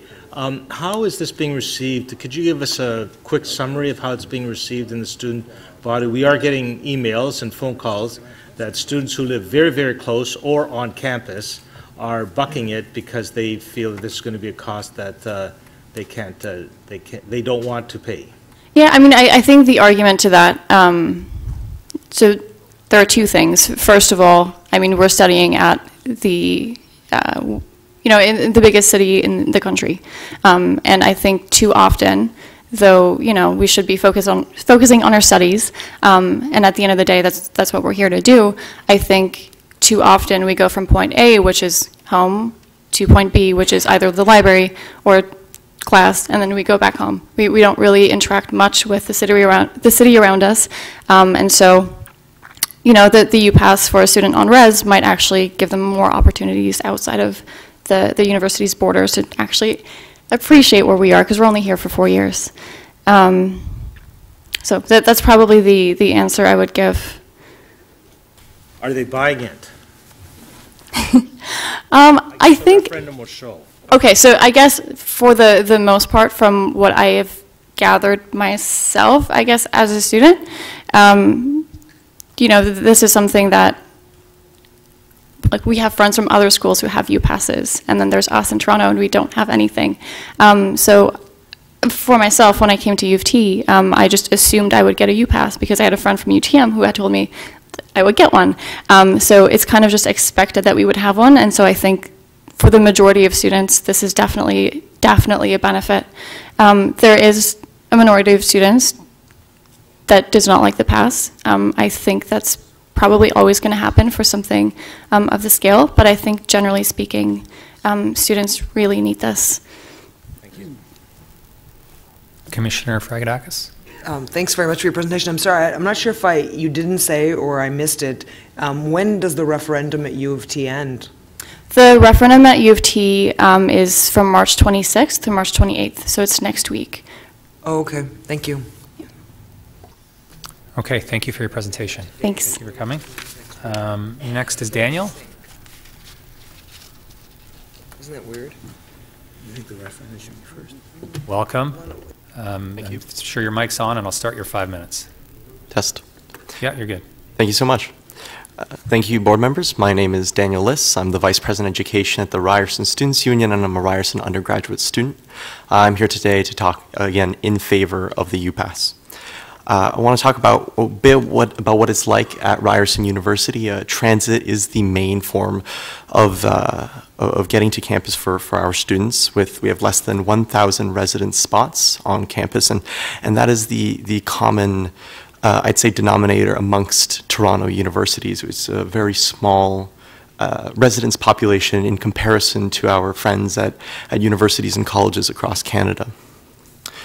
We ran, the 4 downtown schools ran a survey called UCommute last September, and it provided us results on, or data on student opinion on UPass as well as transit habits. And of our 16,000 respondents across the 4 downtown schools of University of Toronto, St. George, Ryerson University, OCAD University, and George Brown College, we had over 90% of students respond saying that they use TTC. Student usage of transit is important for the TTC. The TTC receives tens of millions from students each academic semester, and a large source of income like this needs to remain stable for the TTC to remain profitable. Students use the TTC more than just to get to campus, as mentioned by Anne before me. In fact, our survey indicates that 75% of TTC usage by students is to get to places other than campus, to get to the party, to get to see their family, to get to work, not just to get to and from campus. And why does this matter? Well, it matters because 42% of respondents are already indicating that they do not take TTC because of the high cost, that they'll avoid it if they can because they'll find other ways because it can be quite expensive when it adds up. And so that's 42% of a potential lost profit. And the majority of students are close behind in that trend. Our survey also indicated that 95% of all students currently consider the TTC to be too expensive. If this trend were to continue, then TTC usage from students will decline, and a change like that could drastically alter the way the TTC operates. But with the UPass, the TTC can expect a large pool of guaranteed funding that will neither fail nor decline so long as there are students that attend a school in the city. On the discussion of fare evasion that occurred earlier in the board meeting, we had some interesting results that might be considered in our survey. We had an optional question for students to answer on whether they fare evade. Even though it was optional, 40% of all respondents out of 16,000 students said that they fare evade, with 10% on a weekly basis and 5% on a daily basis. UPass would eliminate all transit fare evasion if all students were enrolled in this program. It would eliminate all transit evasion in this demographic and would build good transit habits for students as they move on from school and graduate. A UPass at $65 a month would provide students $206 worth of savings every semester and $412 a school year. And for students coming from low income, the inclusion of UPass in tuition fees would have the additional bonus of allowing students to receive OSAP support for their transit, which would be very important for I understand the TTC is moving with a fair fare. I believe that this would also be targeting that same demographic of low income students. We know students need to use transit, and our results indicate that they want to use transit. They just need transit to be a little bit more affordable. 94.7%, 94 of our respondents indicated that they would be in favor of a UPass to help make transit affordable. And with half of respondents living within the boundaries of Toronto, the TTC has a large opportunity with the UPass to create both long-term reliance from students that would continue post-graduation and more affordable transit for students currently in post-secondary. Thank you. Thank you. Questions? You have one from Commissioner De Laurentiis. On your survey, what's the sample size? How many people responded? There were 16,000 respondents across the 4 downtown campuses. Question from Commissioner De Baermaeker, and then you might have another one from Commissioner Byers. Great, thank you, through Mr. Chair, and thank you very much for coming in today. I just want to, maybe you could confirm for me the number that you said when you asked people to say, do you evade fares, what percentage said, yes, I do? 40% out of 16,000 indicated that they fare evade at some rate, that it's only the remainder, I guess it was 60% said never, or I don't know. I think it was I don't know, or chose not to answer. So of the students that you surveyed, that I'm doing very quick rough math. I don't know what your major is, but that to me says about 6,000 of those students that you surveyed said, yeah, we cheat. Correct? I believe so, yeah. Does it concern you as a fellow human being and somebody who's in university that we may be raising now an entire generation of people who would cheat a public service like the TTC, that your friends perhaps, or 40% of, say if you're at a cafeteria at the university, does it concern you like it concerns me that if you're at a cafeteria and you look around and you say, well, 40% of my classmates are cheating? You have an absolutely correct point, and it does concern me, actually. I pay my taxes. I have never fare evaded. I care about public service. No, I really do. I say that genuinely, and I care about the TTC deeply, just as a regular citizen. So when I hear my fellow colleagues, my fellow students make remarks like, "I thought the TTC was always free," like that they just consistently fare evade. It is worrisome because we're seeing as a result less like unpredictable income for the TTC. It hurts public transit. That hurts everybody. So I mean on the subject, there was a question asked earlier. What can we do as students on our part? I represent a union of 36,000. I have always, as a student, as a student leader, I have always told students to pay your fare, do your part for transit. And I guess your submission to us is. Despite that we all may not like that reality of the 40% or 6,000 students that self-identified as cheaters, that by adopting the UPass we might eliminate, not all cheating, but at least among students, cheating, because whether you like it or not, when you go to university you're going to get one. Yeah. And why cheat when you don't have to? Exactly right. So there's an advantage to the TTC itself to help promote this system. That's right, yes. Okay, great. But you still like the $65, I'll call it deal? Yes, I do. You don't like the $70 deal? I like it, but I like the 65 more. Okay, thank you. Imagine that. Commissioner Byers, sorry. One quick question. So as part of this, students on the pass will be required to show photo ID to enter the system. That's not a problem in your opinion? That's you're required now, but I'm just curious, again, on the fare evasion, not to that's not a problem in your view of the students who would be eligible for UPass? Well, from my understanding, the enforcement of the UPass would be similar to the enforcement of the post-secondary MetroPass today. So I understand that there is a TTC student ID. I know that students aren't a big fan of it, and that we'd wish that we could just provide our student cards. But if it is a part of the requirement in order to get a UPass that all students carry the TTC the TTC photo ID, then I understand, and I'm in favor of that. Thank you. Other questions? Thank you for coming. Thanks for your presentation. Thank you very much. Next on our list, I believe, is Adam Asmar. And then just to be ready is Lauren Emberson and Razi Syed.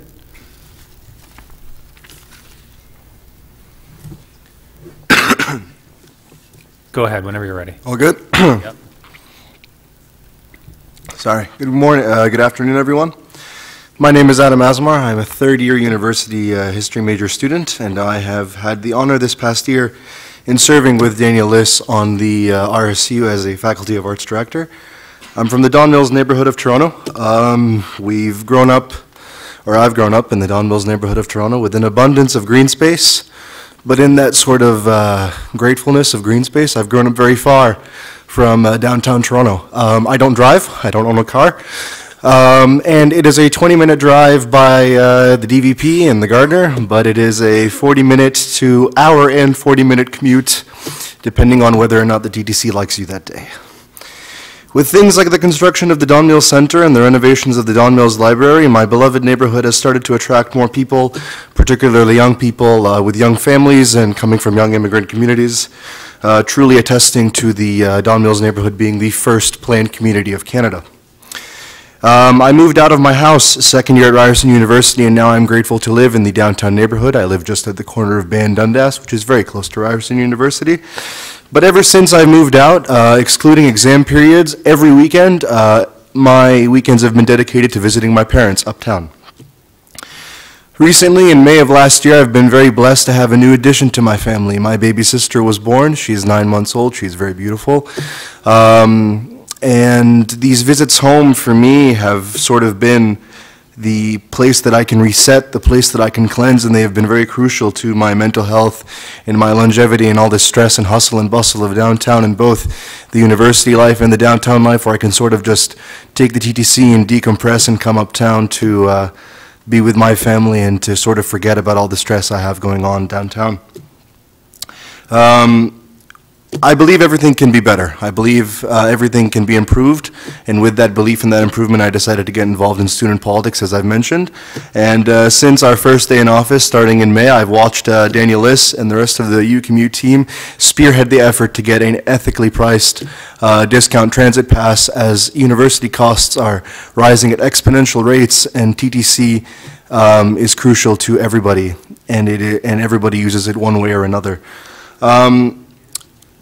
Folks in this chamber, I believe it is a fair assumption to make that you are no stranger to disagreements amongst one another, but I can tell you for a fact that all 42 members of us on the board could really rally behind the UPass and the movement forward to the UPass.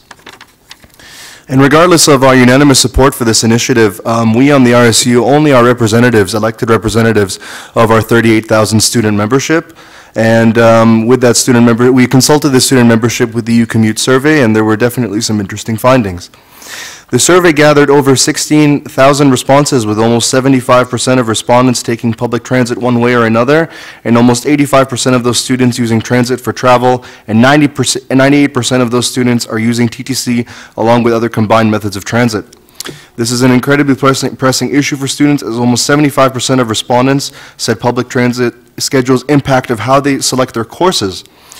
Aside from us using transit in overwhelming numbers, more than 40% of our respondents who said they don't use public transit said it's because it's too expensive, and 95% of people who use transit agree it's too expensive to begin with. And in one way or another, almost 40% of students, as my colleagues mentioned earlier, evade fares in one way or another, and they said the UPass would be beneficial to them, and 93% they would pursue other work opportunities if they had the UPass. This goes to show you that an ethically and properly priced UPass of $65 will generate much more revenue for the TTC to avoid fare evasion, and will make Toronto a more accessible market for jobs that is already strained for young people in the city and in the province, as we all know, and truly be the public transit that Toronto truly deserves. At the end of the day, we are all students of Toronto, and in this room we are all citizens of Toronto, and I believe that it is time to ride the rocket into the future, and it is time to give students the affordability and accessibility that the UPass provides. Thank you very much for your time. Thank you for coming, and thank you for your presentation. You have a question from Commissioner de Baeremaeker. Great, thank you, Mr. Chair, and thank you very much for coming in today, and congratulations on having getting a baby sister. Thank you very much. My guess is, and maybe you can correct me if I'm wrong, but I'm guessing that even at $65 a month, that's probably more than you pay for transit now if you're only popping up on weekends. Right, but that's not the exclusive time. Those aren't the only exclusive times that I use the TTC. I use the TTC if I'm going out for friends with dinner, if we're going into the Chinatown neighborhood. There are lovely restaurants there, the King Street area. I visit my dad at work. He works around Union Station. Popping out to Scarborough? Popping out to Scarborough, of course. Of course. We've got good restaurants in Scarborough. Because so many people do. It's very true.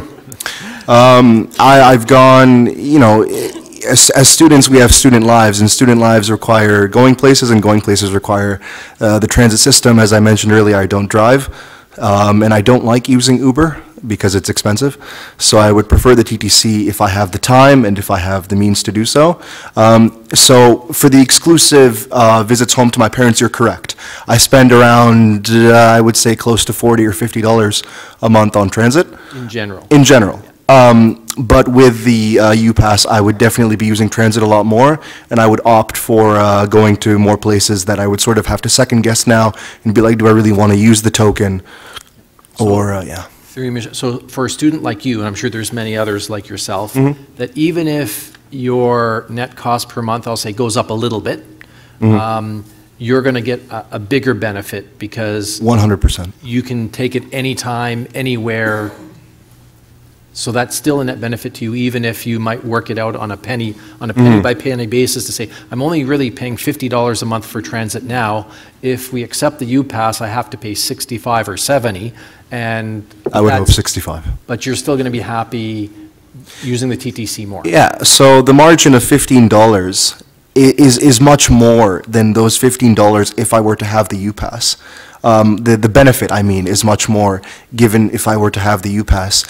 What the UPass would do for me personally, and again, like you mentioned, I'm not alone in my in how I use the TTC. It would allow me to not have to second guess, do I really want to do this? Do I really want to go here?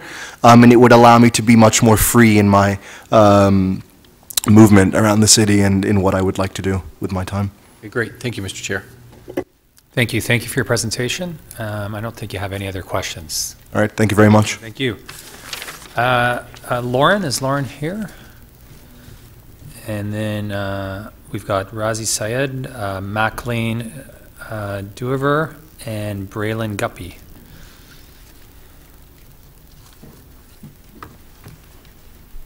Welcome. I'll start your clock. You have 5 minutes. Go ahead. Amazing. Thank you so much, and thank you for having me here today. It's really great to be here. My name's Lauren. As mentioned, I attend Ryerson University. I'm a full-time undergraduate student, and I also served on the Ryerson Students' Union for some time and served on Ryerson Residents' Council, actually. So something that was brought up previously was the benefit that this pass would have to resident students, so I'll touch on that briefly as well towards the end of my speech here, I guess. But in the process of deliberating the possibility of a UPass, you've likely heard quite a few arguments, and you have over the course of today, on why this is beneficial to post-secondary education students and why this is beneficial to those at the TTC. But I'd also like to present a case on why this is beneficial to other residents of Toronto and the Greater Toronto community. Post-secondary education today does not exclusively look like sitting in a library for 12 hours, taking an exam, and then getting a degree. Many programs, like mine, have mandatory internships, co-ops, as well as volunteer work that has to happen in order to get your degree.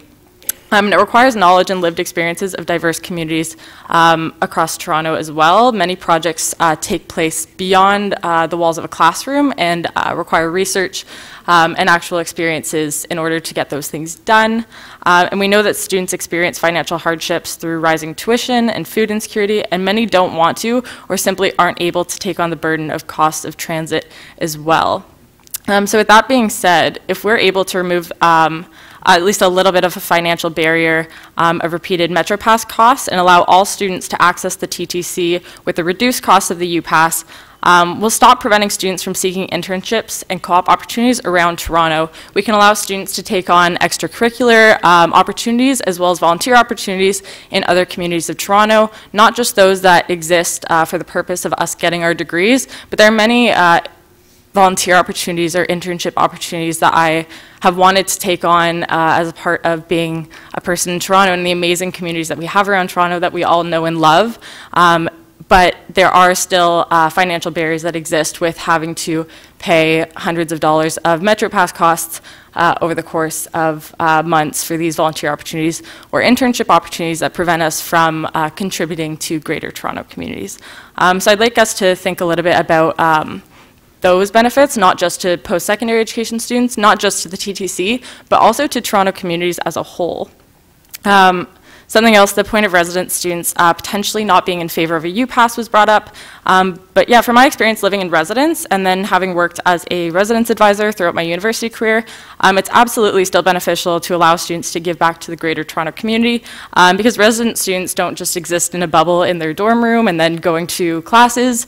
There's so many opportunities around Toronto and projects and assignments that exist throughout our degrees that would require us to go in and around the Toronto community. So this would be benefit not only to commuter students, which is a large population of Ryerson, U of T, George Brown, and OCAD students, but it's also beneficial to those living on campus as well. I'm open to any questions. Thank you so much for listening to me speak.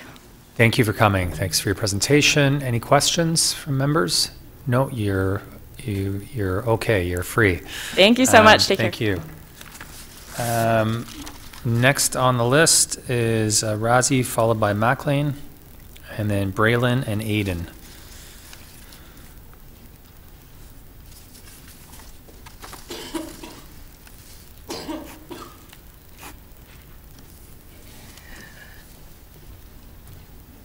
Thank you. Good afternoon to the members of the board, and I want to acknowledge all of the hard work that the UCommute team and especially my friend Daniel Liss has put into this whole campaign.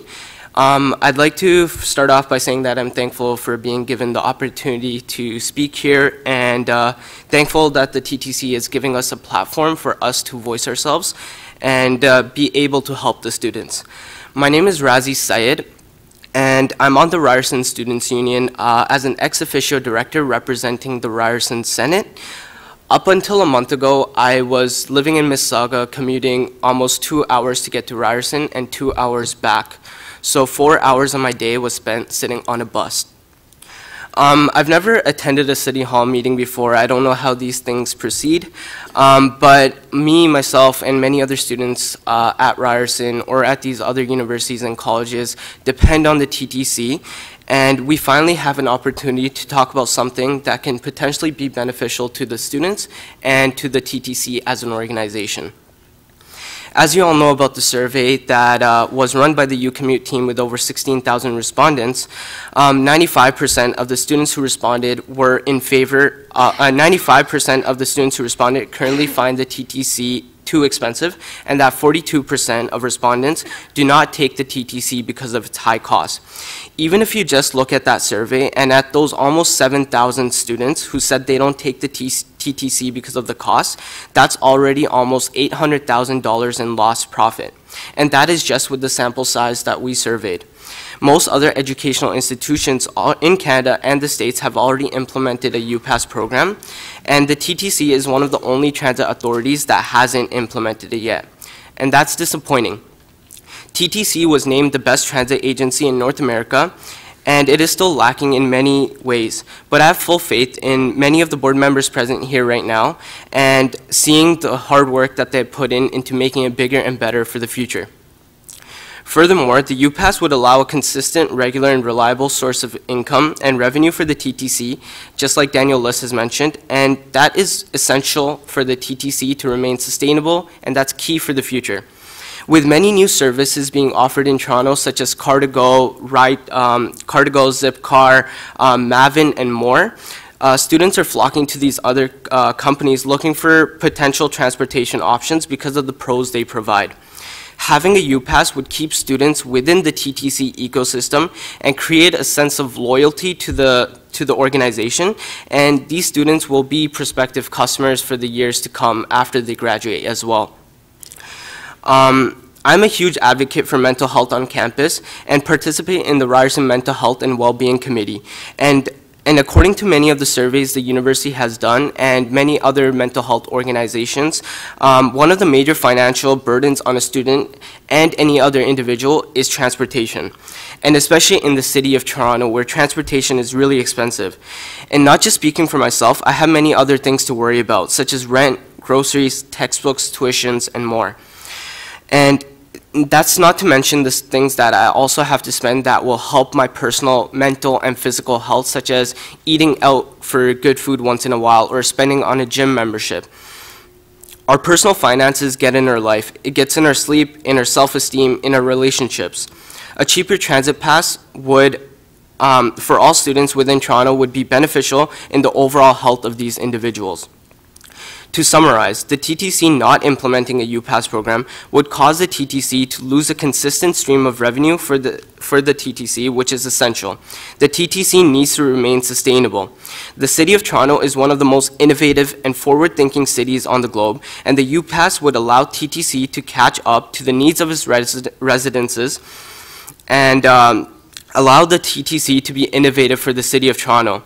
Furthermore, allowing cheaper transit options, just like how most other schools in Canada have done, would ease the financial burdens a student faces throughout their time in university, and this, in turn, would be beneficial for the mental health strains a student encounters. Thank you for your time. Thank you for your presentation. Questions of the deputant? No questions for you. Thank you very much for coming. Thank you. McLean and then Brayland. And then Aiden Swirsky.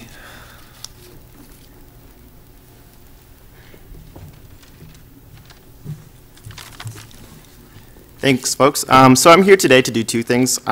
First of all, I want to talk about how good the UPass is, and then also kind of draw a picture of what it's like to be a university student nowadays. I'm sure your generation faced your own unique struggles when you go to school, but over time, when talking to classmates and my friends, a lot of us feel like we're kind of fighting an uphill battle. So to put things in context, since 1992 to 2018, tuition's gone up 282%. And as you all know, rent's gone up really high, so it's becoming increasingly expensive to be a student, and then on top of that, student wages haven't really risen too, so a lot of students are struggling in terms of finances. They did a study last year at Ryerson, and they found that 38% of students surveyed did not eat balanced meals and were worried about running out of food. And in Ontario, the number of hunger relief programs on campus has doubled since 2006. I mean, when you're hungry, it's pretty hard to learn, so I think that this shows the importance of increased financial assistance to students, and I think that UPass would be a really good program to sort of benefit students and make sure that, you know, students can learn better. So I think in terms of, we talked a lot about fare evasion today. I think that the habits that this pass will build are really important because I'm from Stratford, I'm not from Toronto, so coming here, some of my friends, you know, they start using the TTC. People tell them, oh, like, you don't really have to pay for it. And I think that with a UPass, what it means is that students get used to using the system and not breaking the rules, so that as they grow older, they continue to follow by the rules because they don't do that. I think that also a lot of my friends take Uber and they take other things like that. We're all students, like we don't have a lot of money, and effectively with the UPass, nobody's ever going to take a Uber again because your friends are going to say, hey, we have this for free, we paid for it, we're going to use it. And then I also think that in terms of financial affordability, I'm from Stratford, and like it's kind of like a rite of passage when you're from a small town in Ontario, you move to Toronto or a big city.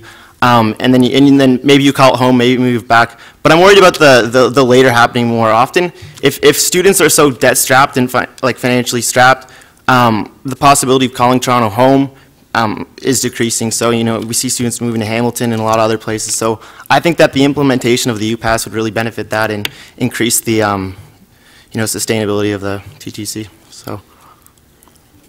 Great. Thank you very much for your presentation. You have a question from Commissioner Byers. Thank you. You're from Stratford in Toronto. Yeah. You've been to the Justin Bieber Museum? No, anyway. No, I heard they just opened it, though. What it's like. Uber, just curious, your sense of the share of ridership students, how actively they use that system, how much this would transition, as you've said. I'm not an active Uber user. I don't use it, so I'm not familiar. But just curious, if your sense is there'd be a migration away from Uber to TTC if this were available?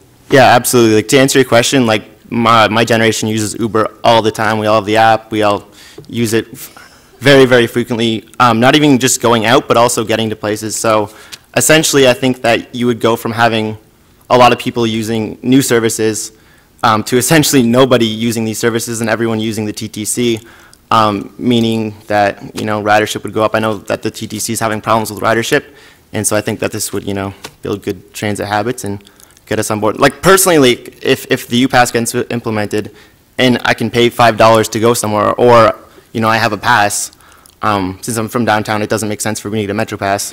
I'm not going to do that, so, yeah. Great. I don't see any other questions. Thanks for coming. Thanks for your presentation. Thank you for your time. Next on our list is Braylon and then Aiden.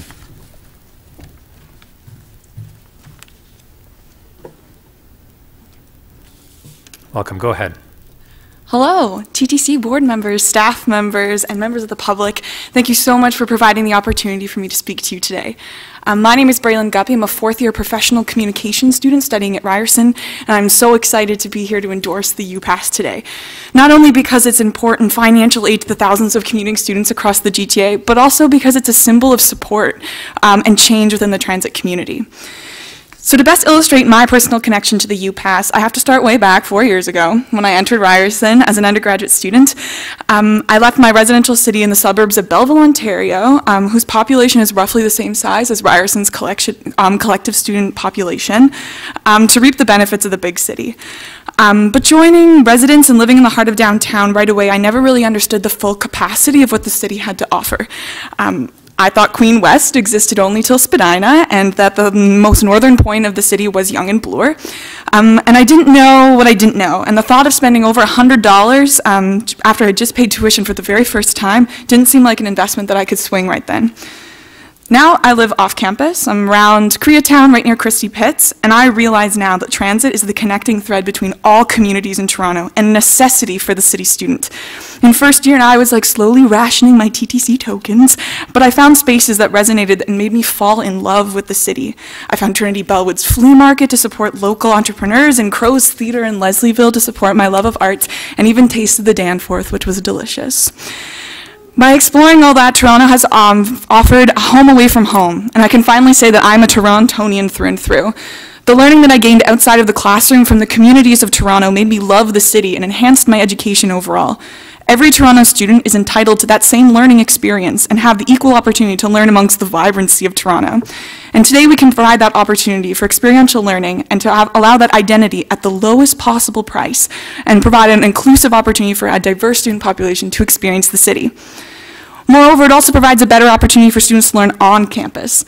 As a student leader, and as other student leaders, as you've already heard from my other colleagues, are constantly trying to accommodate and find ways for commuting students to participate on on-campus events. But the student who's already stretched thin with full-time course load, part-time jobs, and even extracurricular activities doesn't have the extra couple bucks a month to commute back and forth from campus for events, professional development opportunities, or socials. Not to mention, they're likely living outside or further outside of the downtown core just to lower the price of their rent. Knowing that every time you step on and off of transit, no matter how far you're going, you're spending money, and that's a huge deterrent for student attendance, and it's a disadvantage access to the amazing opportunities that post-secondary institutions entail. The UPass would encourage more on-campus engagement, which for a school like Ryerson, that's about 80% of commuters, can be really difficult to cultivate.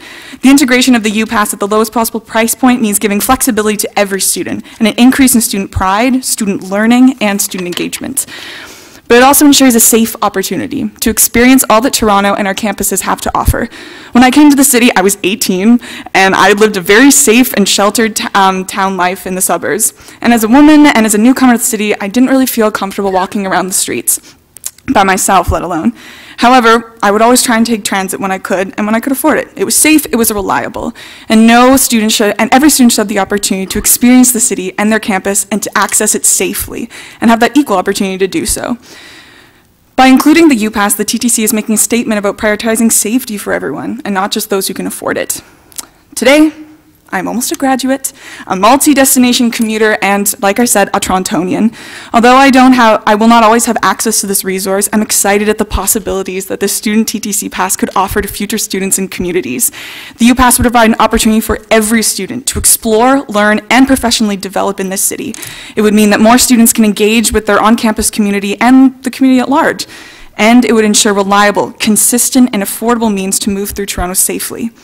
Being a Toronto student is a unique and privileged experience. Let every student have that equal chance to reap the benefits of Toronto. I'm happy to answer any questions that you may have. Thank you. Are there questions? Commissioner de Beermaker has one for you. Thank you, Mr. Chair, and thank you very much for coming in today. Given the current fare structure in the last 4 years that you've been in the city, right? How often have you been able to get out to Scarborough? Say, how many times per year? I love that you love Scarborough so much. Don't get them started. Well, I actually, because like I said, Ryerson is a predominantly commuter school, I would have friends that live out in Scarborough, and you don't always want to you don't always want them to be coming all the way into downtown. So I did brave the transit sky rail all the way out there every once in a while when you could, and you try to alleviate that. Okay, great. And were you ever able to make it out to the west side of town, out to Kipling Station? I went to the airport once. By TTC?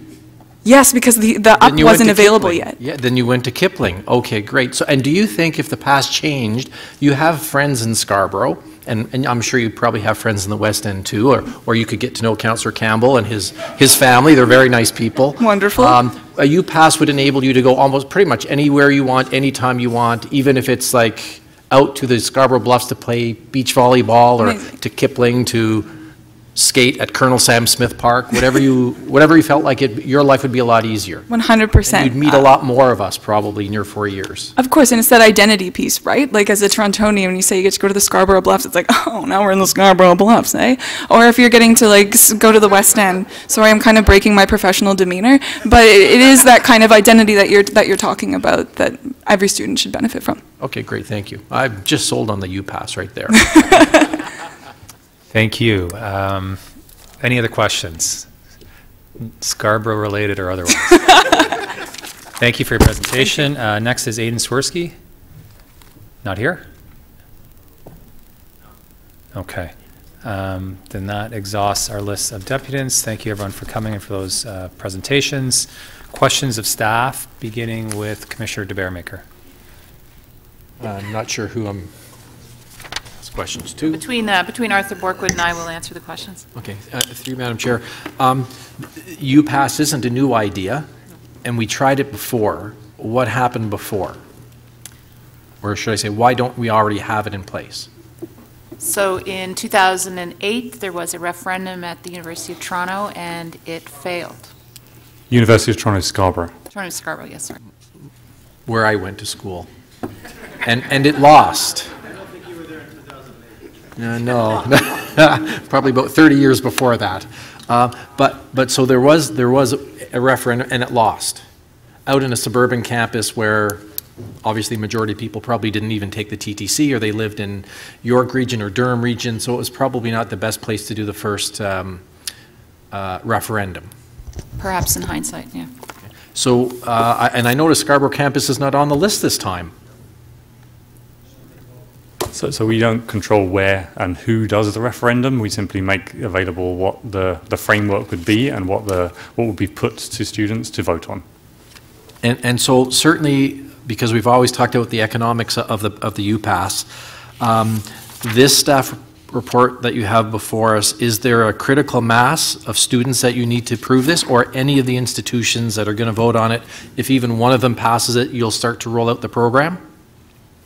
It's the 4 major institutions that we referred to that are needed to be able to support the program. So you need all 4, or we need all 4? We need at least one of those 4. So if we get one, UPass is created. Correct. It's alive.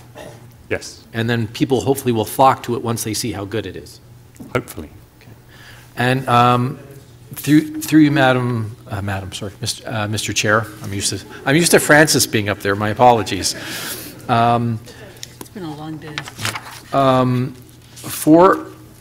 For the component of fare evasion, I accept some of the deputations here saying, students either feel like they don't have a lot of money or they don't want to spend the extra money, so they does that figure of 40% shock you or surprise you, that people self-identify as cheaters,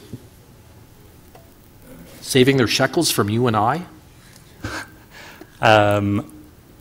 I don't know whether it surprises me or not. I think that one of the things that we are trying to do with the Presto implementation is to make it as easy as possible to purchase and get hold of the right fare for the types of journeys that they make.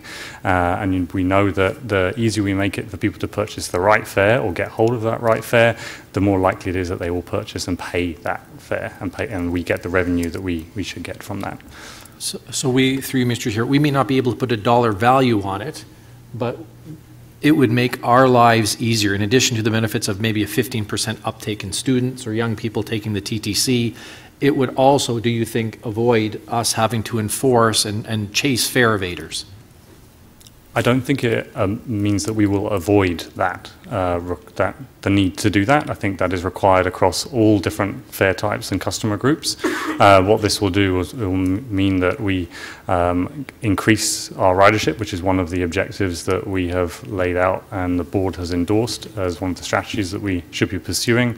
And it also means that we're able to guarantee revenue from a particular portion of our ridership. And through you, Mr. Chair, you've heard some of the deputations today advocating for the $65 price point. Your recommendations are at a $70 price point.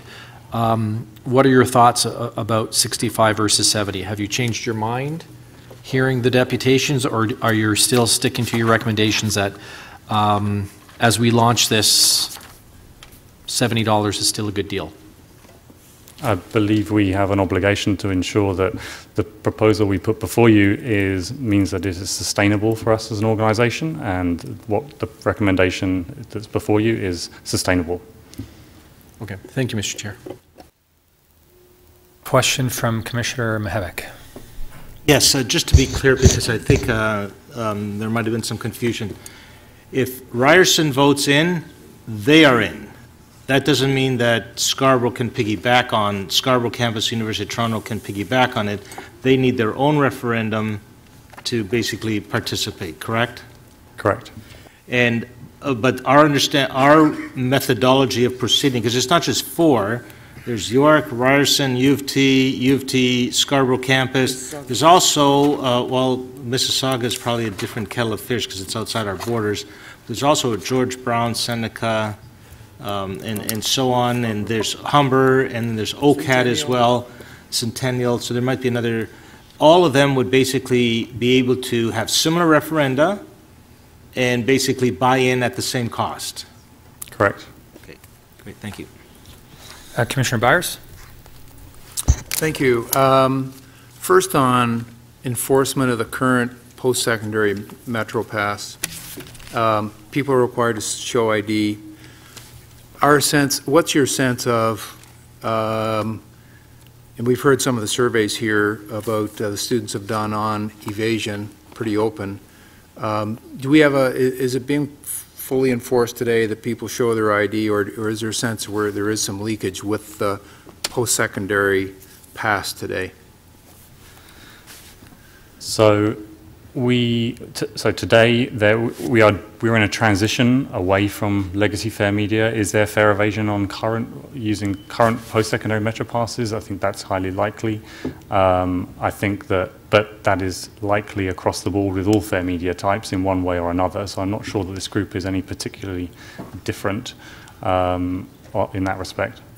Okay, I want to just understand the numbers a little better, because one thing this UPass would do is actually provide us revenue certainty. It's in their tuition bill, so we would know with certainty what our revenue is for, from this product. Not the case with our current fare media. So you've estimated that we're getting $66.4 million in revenue from students today. That's from a mixture of revenue. How do we come up with that number? Just curious. Because on the 65 versus 70, for example, if that number was 61.7 million instead of 66.4, then we'd be revenue neutral at 65 bucks, to be clear. So curious how you came up with the 66.4 revenue we're getting from the student population today. So it's based on analysis and on our understanding of from certain surveys that tell us about how much ridership we get from the student population. The 61 is our assessment. Well, we know what the revenue is we get from that population today. The 66 comes from the forecast increase in ridership that we expect to get from this population once the UPass is put in place. Okay. Is it fair to say Mr. Ewell has told us that we overestimate monthly pass usage, arguably by a significant degree? Is there a risk we're overstating the amount of revenue we're getting from students? Where I'm going is there a chance that 65, frankly, could be revenue neutral or not? We don't believe so. All right. Other questions? Commissioner De Laurentiis, then Lalonde, and then Campbell. I'm not sure if I missed this, but is it proposed that there would be a photo ID on the UPass? So the same photo ID requirements that exist today with the post-secondary pass would continue for this.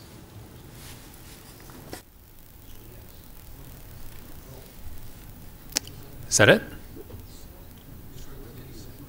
Sorry, can you repeat your answer? With the post-secondary Metro Pass today, you're required to carry TTC photo ID. Those ID requirements to still carry that TTC photo ID would remain for a UPass as well. Could we blend the two? Could we put a photo on the UPass? So because students, when students are getting their ID at the university, there's an opportunity to take a photograph. So could we not put those two together for efficiency? That is a possibility. I mean, this is going to be on a Presto card, and so there is a possibility of integrating a photo onto the Presto card. Okay. Commissioner Lalonde.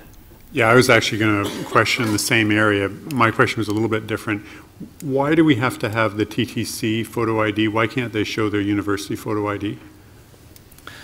So it's around our ease of enforcement because every university has different ID and different information is contained on that ID, and therefore for us to be able to validate the authenticity of that makes it very difficult, which is why we have our own TTC ID with our own kind of fraud protection elements embedded within it, and it's something that's consistent that we are able to validate very quickly and easily.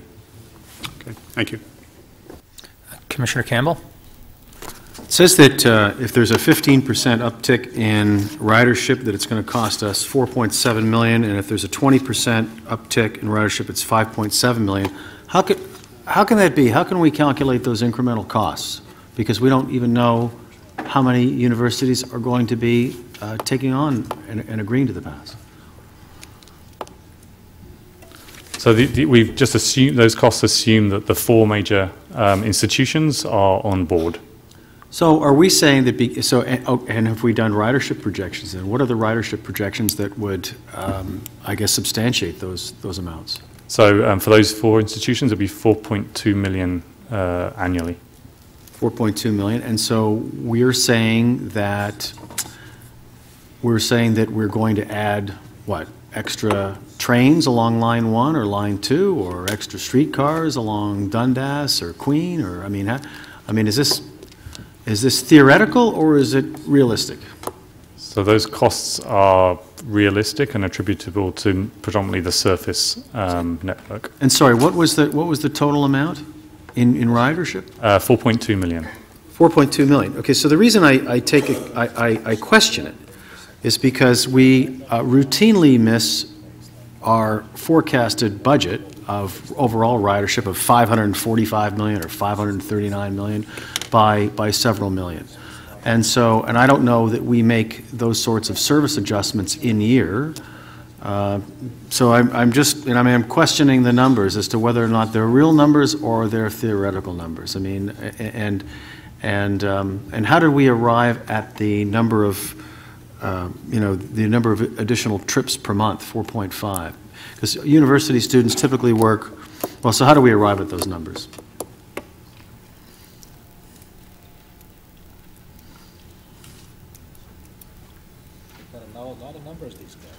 A lot of numbers.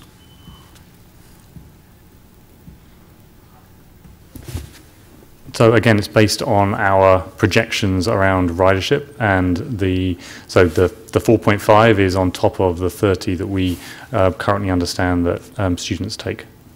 Okay, I'm going to come back to an earlier theme, and it's about the photo ID, the TTC photo ID, because I don't agree that we need a TTC photo ID if the universities all have photo IDs. Do the universities each have a student ID that has a photo?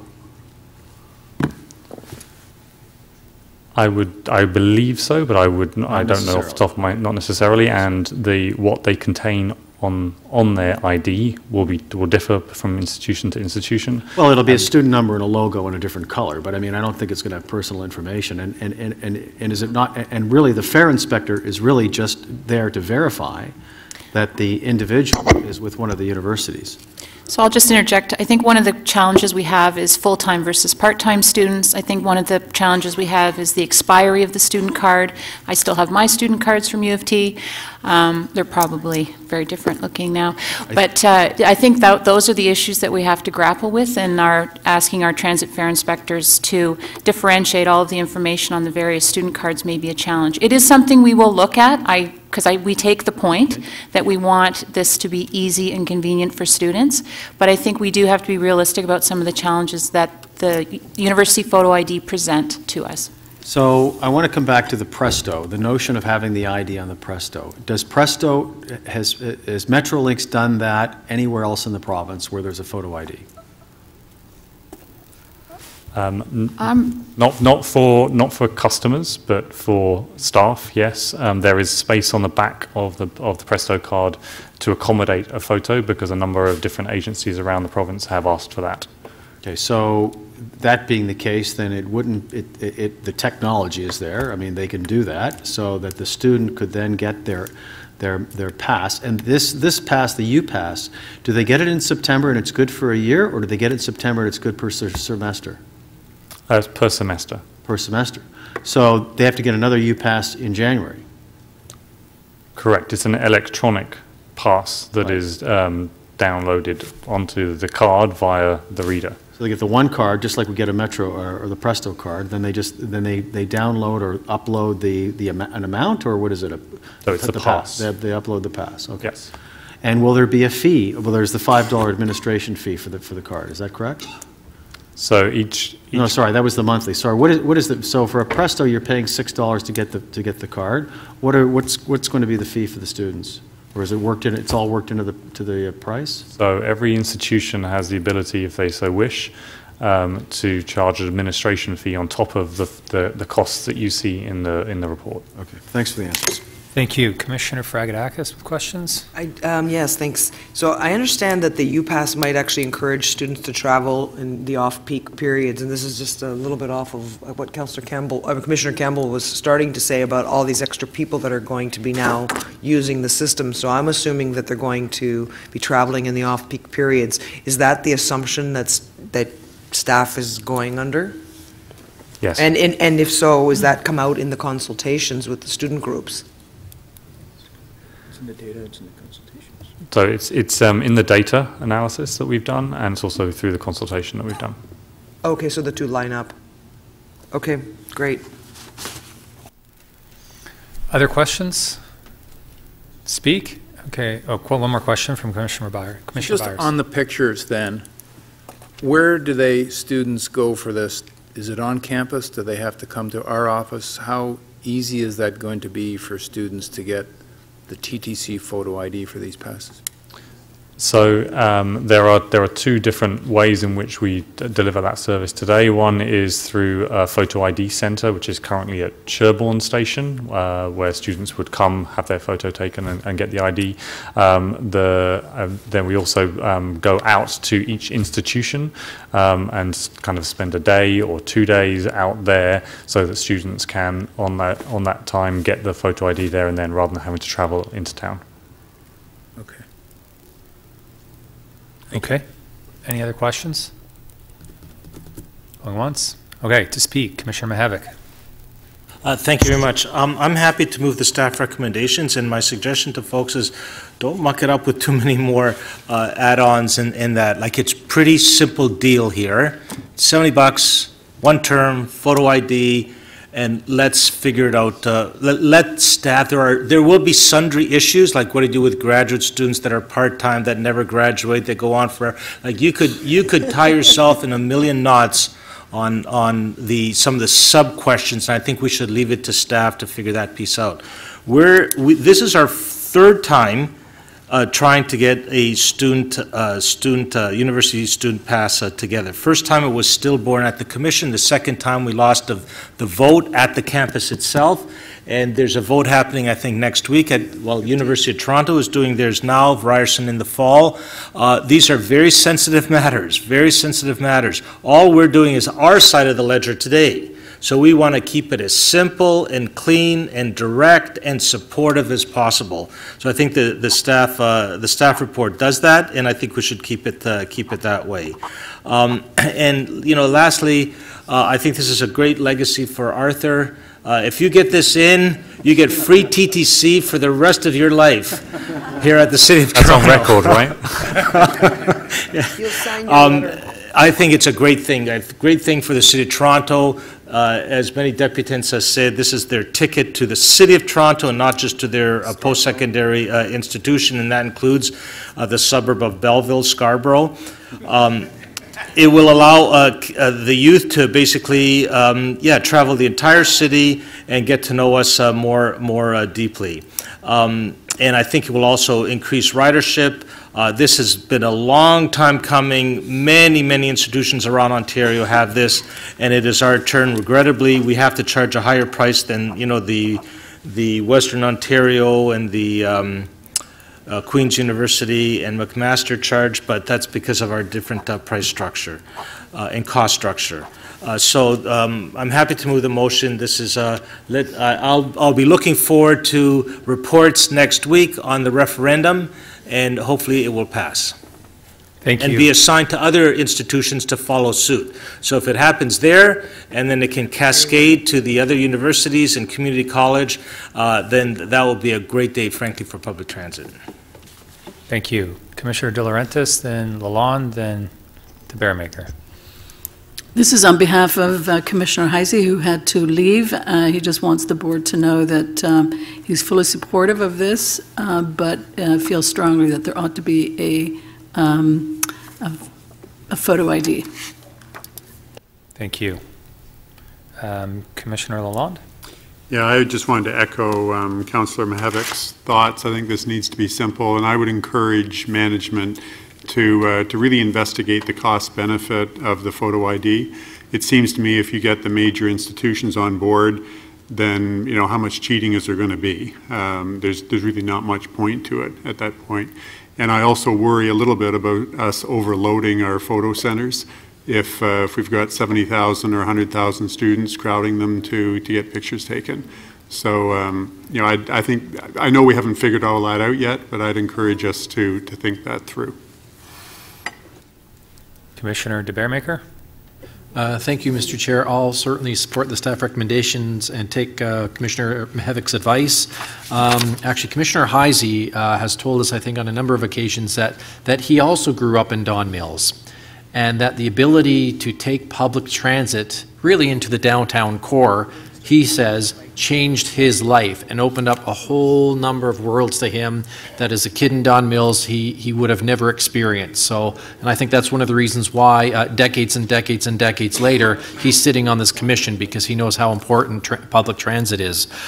So whether you're out in Scarborough or Don Mills or out at Kipling Station, people do have friends all across the city. Anything that gets people out to Kipling Station or Kennedy Station or Finch Station or up to York University Station, I'm all in favor of. I think it's going to be a really amazing thing, and we are in this bubble right now, and it's our job to look at the balance sheets, to look at the numbers. I know a $65 deal is maybe more attractive for students than a $70 deal, but a $70 deal is still a really good deal for any student who's currently taking public transit, and whether they do it with a monthly pass or whether they just do it occasionally when they have to use transit. This is going to help people who are students who are taking transit now, and the students who aren't now, because once you got it and it's free, why wouldn't you use it? It's like having a great big free beer sign out in front of our TTC stations. People will flock in. And not just on St. Patrick's Day, every day. Free beer, you're guaranteed they're going to be flocking into the station. So when we give out these passes that are part of your tuition, along with all the other stuff that you sign up for as a student, I think people will be flocking in, and we will help change the lifestyle. Because again, for folks like me who went to university, I don't want to do the exact math, but it was probably 35 years ago when I was at university, Scarborough campus, we actually, especially in Scarborough, all wanted to drive a car when we were 16 because the transit was lousy, the transit stunk. We wanted to get out of public transit as quickly as we could. With the 20-year-old staff that I have in my office now, there's staff that are in their 20s now that are in university or just graduated from university, none of them own cars. Most until recently didn't even have licenses to drive cars. The newer generation, I think, it's not ingrained into them that they must drive the automobile. Many of them are very, very happy to take public transit and would love to do that for the rest of their lives. It saves them money, it saves them hassle, and it's just a new norm. So if we can have this the UPass system, even in one of these institutions, I think other students are going to flock into the system, and I think if we added it all up, there would be many tens of thousands of students becoming faithful TTC riders. I'm one of the counselors who, if we could, I would offer our entire transit system for free. But I know we can't do that for so many reasons. One, we don't have the money. Two, we don't have the capacity. If we think the system's crowded now, how would we get people into Yonge and Eglinton when the system was free? But someday, perhaps, and it may be the students that came and spoke to us today, someday when some of them are elected and sitting in this council chamber running the Toronto Transit Commission, it may be their privilege to say, you know what, now we're at a point in time that we've invested enough that we're going to give transit free to a lot of people because there's so many good benefits to it. But we're not there today, but I think a very big, giant step in the right direction is to adopt the UPass system, to promote it, and let that revolution happen outside of this building. We're here in the bubble, but outside the bubble, on all of the residences, the revolution is happening, and I'm very glad that it's happening. Thank you, Mr. Chair. Thank you. To speak, Commissioner Campbell. Just quickly, no, I'm very supportive of it. I think it's long past due. It's you know, the TTC is in competition with other modes of transit, and we're also in competition in a way with those students who, for whatever reason, don't want to pay the fare or can't pay the fare. You know, there is a financial reality of being in university. Toronto's a lot more expensive than when I was in university. Rents, getting around, you know, tuition proportionally, and wages, for student wages, haven't kept pace. This is one way to get more riders on the system on a regular basis, get them using the system, then they can have a clear conscience because they won't be evading fares. I certainly hope all of these universities and colleges, sort of take us up on this offer. And I would just echo what the other commissioners have said, that we need to make this as easy as possible, and I would like to see the card have the picture on it rather than asking and putting the imposition on the student to carry the TTC ID card. So I just think it's a very good step in the right direction, and I'm fully supportive. Thanks, Mr. Chair. Thank you. Other speakers? No? I'll just close by saying I saw some sheepish grins in the top row there from students when Commissioner DeBaremaker mentioned that they'd be someday sitting in these seats. So I look forward to that, but I commend them on the work they've done. They've been at my office to visit with me on several occasions. They've debuted here. They've rallied their peers at their various colleges and universities, and so done a ton of work to get it to this point. We will watch the referendum with interest and look forward to many more successful ones, assuming the first one goes well. And just to kind of quickly point out, assuming this passes right now, in a very short time, this board will have introduced the UPass, the Fare Pass, a 2-hour transfer, kids ride free. I would say very transformative stuff for people of Toronto, people who use transit in Toronto. So I commend the board for that, and I look forward to this kind of adding to that list of making transit more accessible and affordable for all of our customers. So with that, I believe we don't have any amendments at all. So Commissioner Mihevc moved the staff recommendations. All in favor? A recorded vote. Cole, DeBaremaker, De Laurentiis, Minnan-Wong, Lalonde, Campbell, Fragedakis, Mihevc, Byers. That's unanimous. That carries.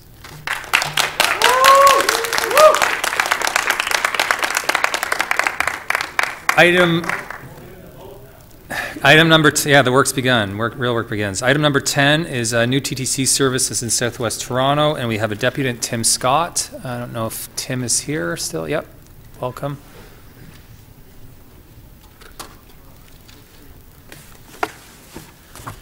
Go ahead. You have 5 minutes. Thanks for waiting. Okay, thank you. Interesting to follow such an emotive topic. Good afternoon, TTC Chair and Commissioners. My name is Tim Scott, Vice President of Logistics and Distribution at Metro. Over $12 billion in sales, 65,000 employees. Metro is a leader in the food and pharmaceutical distribution in Quebec and Ontario. We operate in Ontario, specifically a network of over 250 stores under the Metro and Food Basics banners. We operate 6 distribution centers in Ontario, 4 of them in West Toronto, 2 of them serviced by the West Mall. Today I'm here to share information for your consideration around our approximately 800 employees, direct and indirect, that are impacted by public transit and who are looking for safe, reliable, efficient, and affordable transportation. For your consideration, again, the challenges that we face as an employer in a very competitive distribution environment. Recruitment and retention is a challenge. While we provide a variety of employee benefits, access to and from our workplace is still a challenge for these employees. Proximity, schedule of bus services is a factor in the decisions that our employees make to join Metro. Close access, the closest access to our West Mall distribution center is approximately 1 kilometer away, presenting hardship in cold, rain, sleet, and snow. We sometimes have employees on return-to-work programs, injured or employees with special needs, and the lack of public transit to the door of our facilities or proximity to our facilities is an added barrier. We ask that this new bus service is implemented as recommended. Thank you for your consideration. Thank you for your presentation, for coming. Any questions for our deputant? No, you have no questions. Thank you so much. We'll move to questions of staff, if there are any. Commissioner Fragedakis. Oh, wait, we have a question from Commissioner De Laurentiis. This is on behalf of Commissioner Heisey. He's given me all his work and he's left. So his question to the staff is whether we have particular targets or consistent targets when we are considering new services. So that's the first part of the question. Through you, Mr. Chair, we have our service standards document that were approved by the board, and so when we're recommending new services, we have ridership targets in terms of boardings per revenue vehicle hour. So we have a peak and an off-peak target. Peak is 20 boardings per hour. Off-peak would be 10 boardings per hour for a local bus route. We also have some economic performance standards that we measure when we're introducing new services. One of them is customers gained per net dollar spent. So when we decide to invest in a service, we want a certain return on investment. So both of the services that are being proposed in this report pass all of those standards. And then just for greater clarity, I guess, so what I heard you say is that they are applied consistently across any new route consideration. Through the chair, that's correct. Okay, thank you. Thank you, Commissioner De Laurentiis, on behalf of Commissioner Heisey. I didn't see another question. I think Commissioner Fragakis was going to move the staff recommendations. Again, Councillor Grimes will be pleased on this one, so all in favor? That carries. That we now move to item number 11, Eglinton Crosstown LRT Interchange Stations Final Design. I know that there are a couple motions. Yeah, questions first. Commissioner Fragakis. So when I look at the picture of the proposed new Cedarvale station, the streetscape doesn't look very pedestrian or mobility friendly, not even Eglinton Station, especially given our winters. And I was wondering if Metrolinx consults with our advisory committee on accessible transit, or do they have one of their own?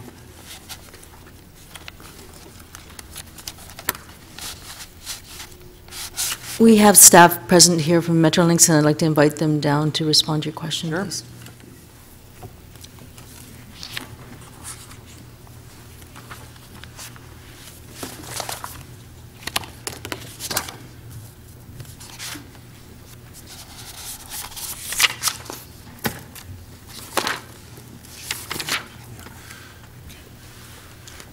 I'm not sure if you heard my question, but I'm happy to ask it again.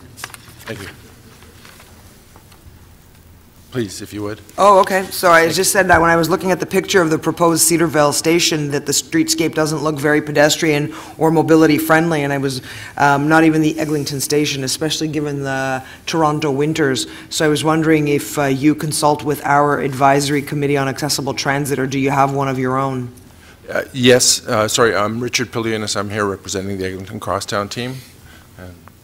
So yes to what? Yes, you have one of your own? Sorry, my yes, apologies. I just realized I hadn't introduced myself. So there is a Metrolinx accessibility group as well, and we also have consulted with the TTC's group during the development of the PSOS, the output specifications that were used for the Eglinton Crosstown, as well as through the design review process. So have you vetted your design of Cedarvale, of what you're proposing at Cedarvale with with those accessibility groups, yours and ours? Yes, because it that's doesn't correct. look very friendly.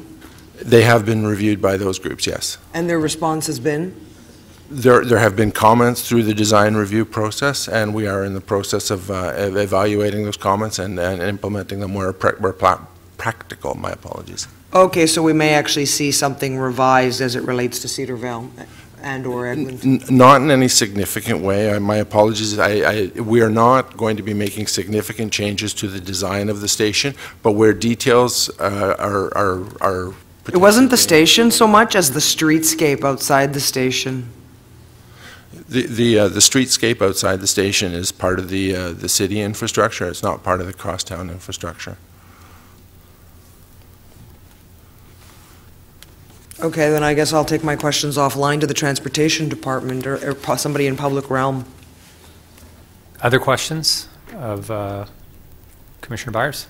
Yeah, just on your consultations with the folks in the accessibility world that we live with, when did that happen, and can you describe who you met with and the nature of any comments they would have had on your proposal? I wasn't specifically involved in that stage, but I can report that during the development of the AFP, the specifications for the crosstown, that the TTC's ACAT group was engaged in the development of the specifications, as well as the Metrolinx accessibility group at that time, as well as throughout the process, the design reviews that have been ongoing. So it was when the AFP was being designed, many years ago now? Okay, Correct. 2015-ish? Correct. Okay. Thank you. Any other questions? No, thank you. Motion from, to speak, I know Commissioner DeBeermaker has a motion. I have a motion. Any other speakers? Okay, Commissioner DeBeermaker. I think I'm just wondering if staff can put up attachment 3, the aerial view of the Kennedy Station. And first, Mr. Chair, I'd like to say I think that's both been airbrushed and photoshopped, because certainly in this photograph it just looks magnificent. I have to say, it doesn't quite look that polished when you're there on the ground, but I hope someday maybe it will. So I have a motion that just asks that the TTC staff, just make sure I have the right one. Yep, TTC staff work with the City of Toronto Transportation staff to examine the feasibility of creating bus-only lanes into and out of Kennedy Station and to from Eglinton Avenue East, with the goal of improving the efficiency of the TTC bus operations. So I know this is about the design of the Metrolinx stations, but if we just flip back to the map, one of the design flaws of this station, and the station was built a long time ago, and I don't think there's a single TTC staff member here today that would say, yes, we would design it the way we did the first time around, because it has many flaws. But one of the flaws is, as our buses want to get all of us people into Kennedy Station or bring passengers out of the subway station, they go out and in through one-lane roads, which means if I'm in my smart car and I'm a tourist and I don't know where I'm going and I stop at the stop sign and I'm not sure if I should turn right or left or make a U-turn or go straight, I have 5 or 6 buses behind me. And we have 5 or 6 buses, sometimes behind 5 or 6 cars. And if you look at the almost to the far left of the middle of the picture, you'll see there's a lane that comes out onto Eglinton Avenue. Again, that's a single loaded road, which means, again, if there's one car wanting to merge into traffic and that person's a little bit shy and a little bit cautious, that one person in that one car will sit there for 5 minutes on Eglinton Avenue waiting till there's a safe spot for them to dart out into. And while that one person in that one vehicle is waiting for 5 minutes to find a gap in traffic, we have buses backed up all the way along that road, back into, not quite back into the TTC station, but back through the main intersection. Likewise, when you're on the north side of the road and you're coming around, our buses all want to get us into the TTC station. And again, there's one vehicle that stops at the stop sign. They're not quite sure where to go. They can see the GO train. Actually, you can see a GO train in the photograph there. You're at a stop sign. You want to go to the GO train, but you look at the GO train and you go, well, I can't go left because there's a fence there. And if I go straight through into the bus depot, there's big signs there telling me not to go. But if I turn right away from the GO train tracks, it makes me think I'm going to get lost and not go where I really want to go. And while that one person in that one vehicle is trying to analyze how they actually get to the GO station, we have 5 or 6 buses backing up behind them. And it just creates all sorts of chaos and congestion. It makes our bus routes less efficient. It costs us more money. It aggravates passengers. I'm on the buses there at the station all the time, and we all know inside the bus that somebody's getting lost and making us all get home later for dinner. So I don't know if it's possible, and I know it's not technically, it's not a Metrolinx fix. It'll be TTC staff and the City of Toronto Transportation staff. But if there's some way that we can actually make sure that our TTC buses can get into and out of our TTC station that filled with TTC passengers, that would be a wonderful thing. And I think the fix isn't that complicated. The station right now is under construction because of the crosstown.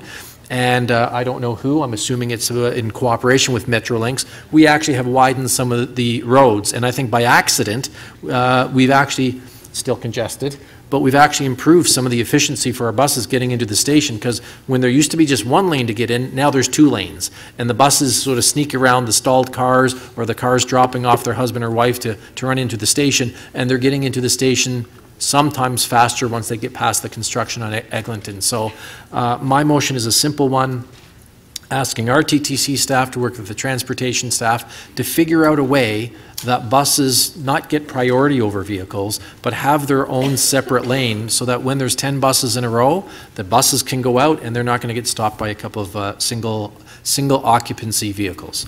And that's it. Other than that, I have to say, I'm very glad that we're at a point today. 10 years ago, I think the Eglinton Crosstown, I'll call it terminated or dead-ended at the subway station, and then someday when we were going to someday when we were going to extend the Eglinton Crosstown all the way out to Scarborough Campus U of T and Centennial College, there was a gap.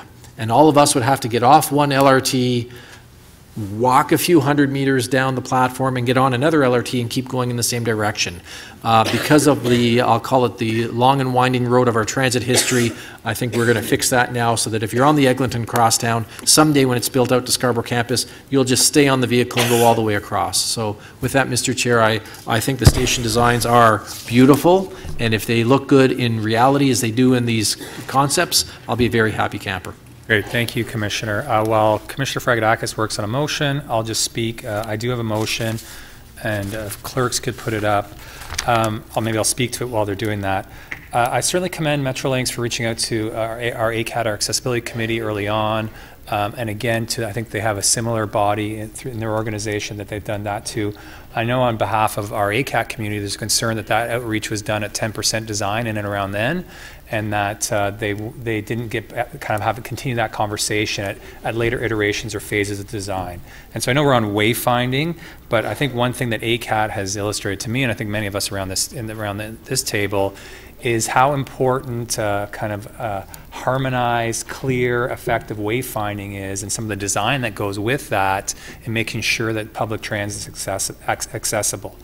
And so this motion tries to speak to that and asks, conveys some of that, I would call them concerns that the TTC has and ACAT has to Metrolinx.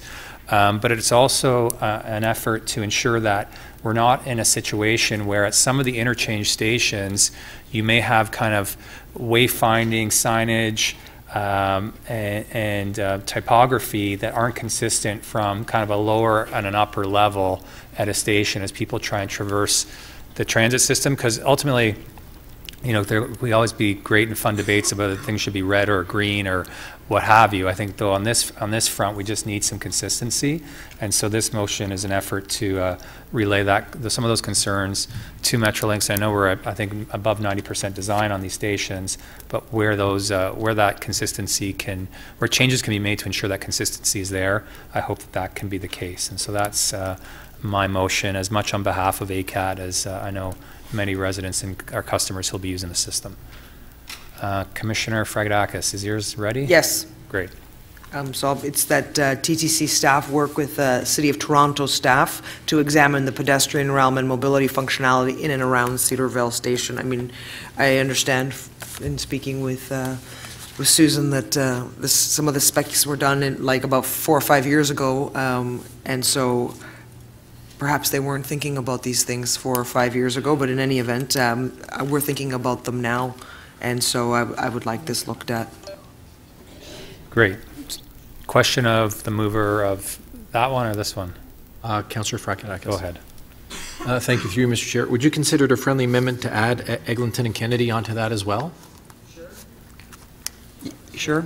Yep. It's a very good motion. I just think let's make sure it rolls out to all the stations. Okay.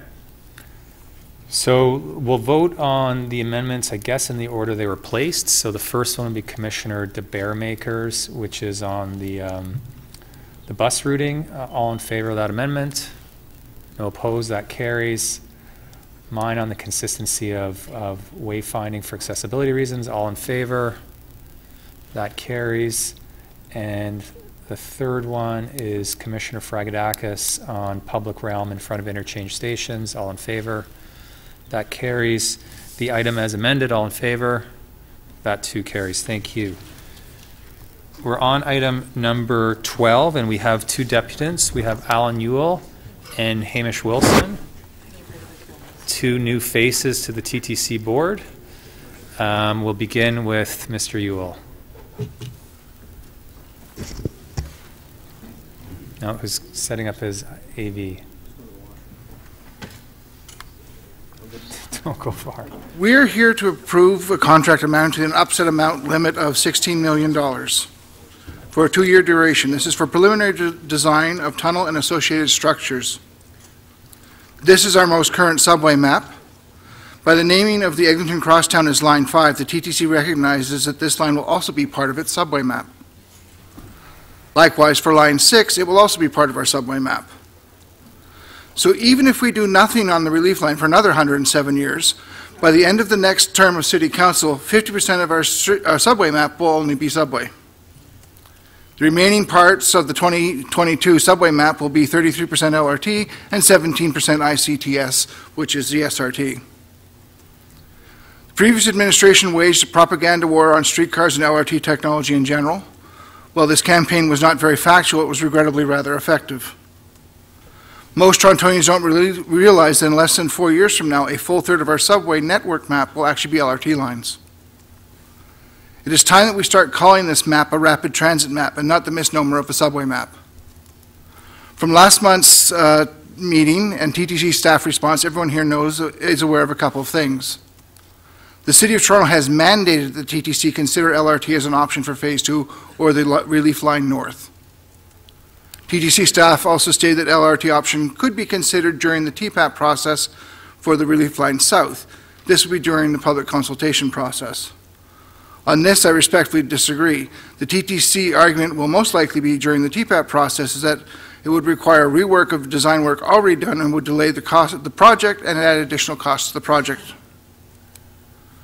So what complicated things need to be done to make this contract vehicle neutral, and how to explain it so even a politician can understand? We need to increase the proposed tunnel diameter so that it can handle either vehicle. We need to recognize that the platform may need to be a meter lower for LRT or a meter higher for traditional third rail subway. The station box may need to be a few meters longer. This is to allow low floor trains while maintaining the passenger capacity of a high floor version. And of course, there's the curve of the tunnel needs to be able to work with either train technology. This isn't a big deal because traditional high floor subway trains have a higher turn radius. After my last presentation last month, the chair expressed concern about this proposal that it would risk horrifying proponents of the relief line with the idea of the relief line being an LRT. Mr. Chair, to you and other members of the board, LRT is already happening and it's practically here.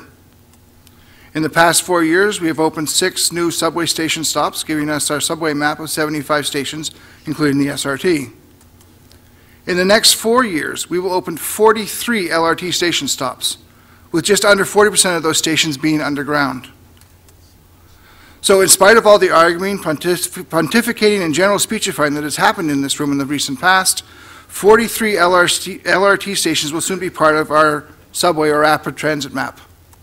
Since City Council has already mandated that the TTC look at LRT North, LRT as an option for the north part of the relief line, the TTC and its board should at least be keeping its options open for the relief line south as well.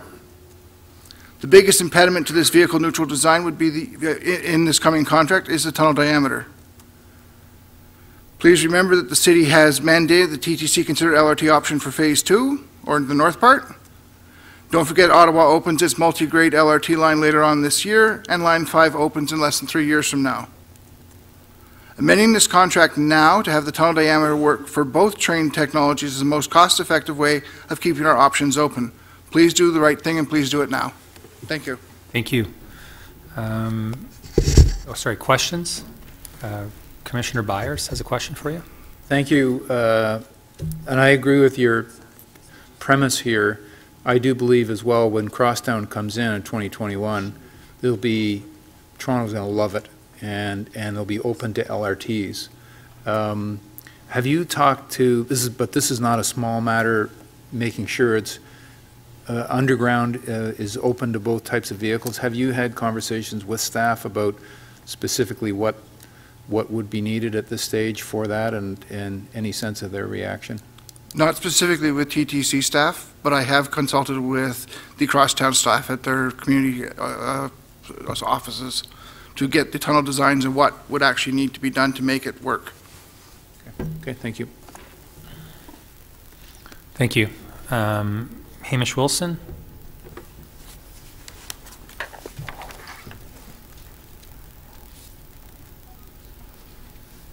I regret I'm not so sophisticated in presentation as Mr. Newell, but thank you. In some ways, it's very good that we might finally be getting to something to do with a bit of relief, and I would like to draw the distinction between having a relief line and the function of relief. Quite honestly, I think the system is in such a crisis that you need to be avoiding the one big bullet, silver bullet thing and looking for the silver buckshot. The January 30th event was actually pretty good news. Nobody was messed up badly, and it really drew attention to the overload, this very serious overload at Bloor and Yonge. And it's a crisis now. And the relief line, if it comes around after we've managed to do something out in Scarborough, maybe, and I hope we can back away from that still to the LRTs, if something happens, it's not really going to be that effective for another 10 or 15 years, and it's still not doing that much for north of Bloor on Yonge. So you need to actually adjust your thinking, and tunnel vision is good, but we have a bad track record of putting subways into sprawl, and they cost a lot, both on capital and also on operating. So what is it that we could be doing to actually change our thinking?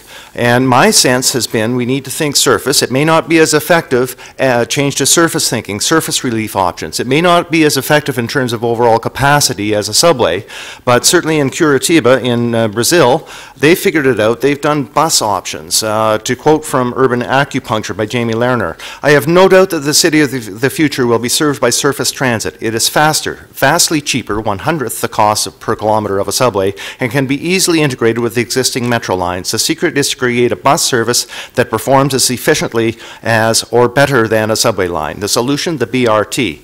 So I'm all in favor of relief, you know, I'm not sure that it should be a subway relief. And in order to really provide that function of relief to Don Mills, relief up north, to relief to Scarborough, we need to be thinking of the newer options, of newer corridors. And I've pieced together, you've seen this before, I'm sure, over the years. We have the Don Valley Parkway and adjacent to it, the Metrolinx's own spur line. That's a good portion of a corridor that could bypass Bloor. We could get up to Thorncliffe, which is a very densely occupied and transit-using area. There's the Gatineau Hydro Corridor all the way through Scarborough. That's how I think we could get about 3 functions that are really needed for the system now, of relief to the Danforth line, relief to the Yonge line, relief to... Mr. Chair, sorry to interrupt. The deputant is far, far, far off topic. We're talking about a contract award for tunnel design, and just as happens at City Council, I don't think any time we have an item that can be discussed that relates to transit means we can discuss anything related to transit. So I would just encourage you to keep the deputant on topic. It's a good point. So if we could keep to the relief line contract award, that would be great. Well, again, I think if you go to the history of where the line is coming, this little bit of relief line that we're talking about, there's the 46 version. The political will of the day, I think, brought us up to the Danforth with that alignment. There's another one. We had Bloor. It's still the same alignment. To update your tunnel vision to the 1980s, we still have that alignment, but we also have the relief line further west, which is desperately needed. We need to have relief everywhere in the city, not just merely a mere portion from the core to the Danforth. And where we actually put something indicates where we're actually going. Like if we end up at Queen Street, that means that we do a Queen Street subway. I'm not sure that's in the best interest of the city or the taxpayers or the downtown core. King Street seems to make more sense. So I really urge going slower with all of this, having a really good thought about where we're putting things. And if we want to have tunnel vision, Why are we thinking of having a tunnel under the Don as opposed to a bridge? What's the cost difference between having a bridge over the Don? Because the geology of the Don River is going to be much more complicated than for a tunnel with the leakage. The digging of a tunnel under the Thames was really a problem. The York Mills station should have had perhaps a bridge through it, a subway, like taking its a subway that came out sort of mid-rise in terms of the valley and gone through instead of going underneath. When you start digging down and getting really deep into difficult geology, that's where the costs really go up. You need to squeeze the billions because you have issues with the, not just with Relief Everywhere, but the exits of both College and Dundas. They need second exits. So go slow on those $15 million contract. Wait until next election. I know you want to have a study now so you can actually point to things, but speaking of levity, there's a new cartoon. Thank you. Any questions? No. Thank you very much. Sorry, questions of staff, starting with Commissioner Campbell, then Fragedakis, then Byers. So when will this, this contract for $16 million, when will this be delivered? We have a deadline to deliver Stage Gate 3 for this project at the end of 2019. So this will be delivered in advance of 2019. And further to the deputant's comment about a tunnel under the Don River, is Metrolink, I know this is a collaborative, cooperative project. Are other options being looked at, or has it been determined that that is the route that we're going to go? We're going to go under rather than over. We have done a fair amount of preliminary work already on this, and we have completed the Transit Project Assessment Process, TPAP. Right now, those documents have, or those alternatives have been looked at, and the recommendation is to go under. The recommendation is to go under. And, okay, have we been presented with pardon me if we have been, but have we been presented with alternative costs in terms of going under or going over?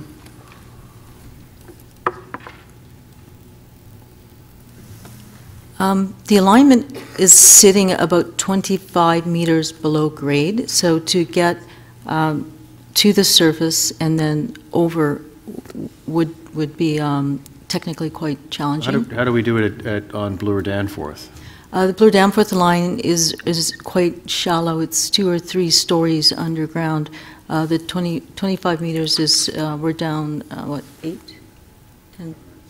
8 to 10 stories down. It's a much deeper alignment, and it presents more challenges with grading the alignment to get it above surface and over the Don River.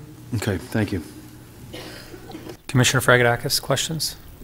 I have really one question, and it says that in the report it says that copies of the proposal documents were downloaded by 45 companies, of which 5 submitted a proposal by the closing date earlier this year in January. So I was just wondering, is that what we were expecting, and more specifically, were there any items of concern during the RFP process?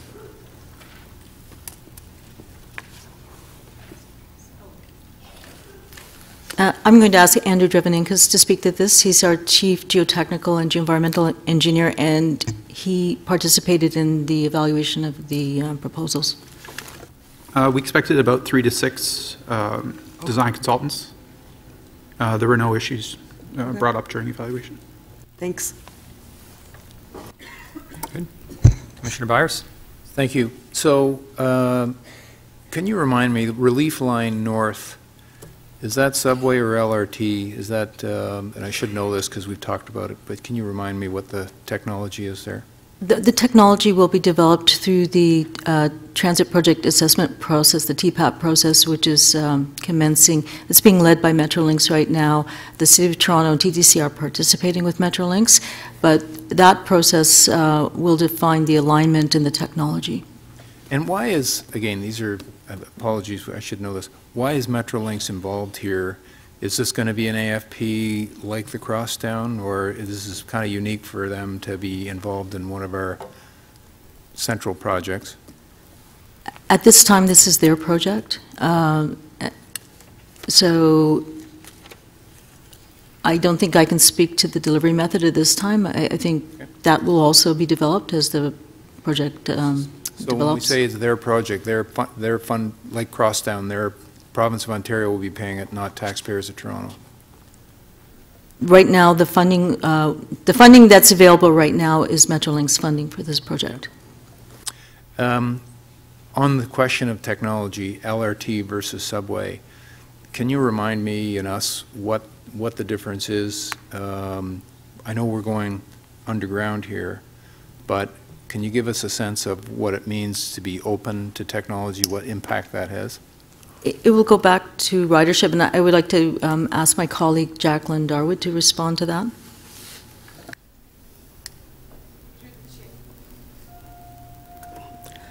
Usually what we do in determining part of the technology is based on the number of rides per hour, and anything over 10,000 rides per hour, we usually graduate up to subway.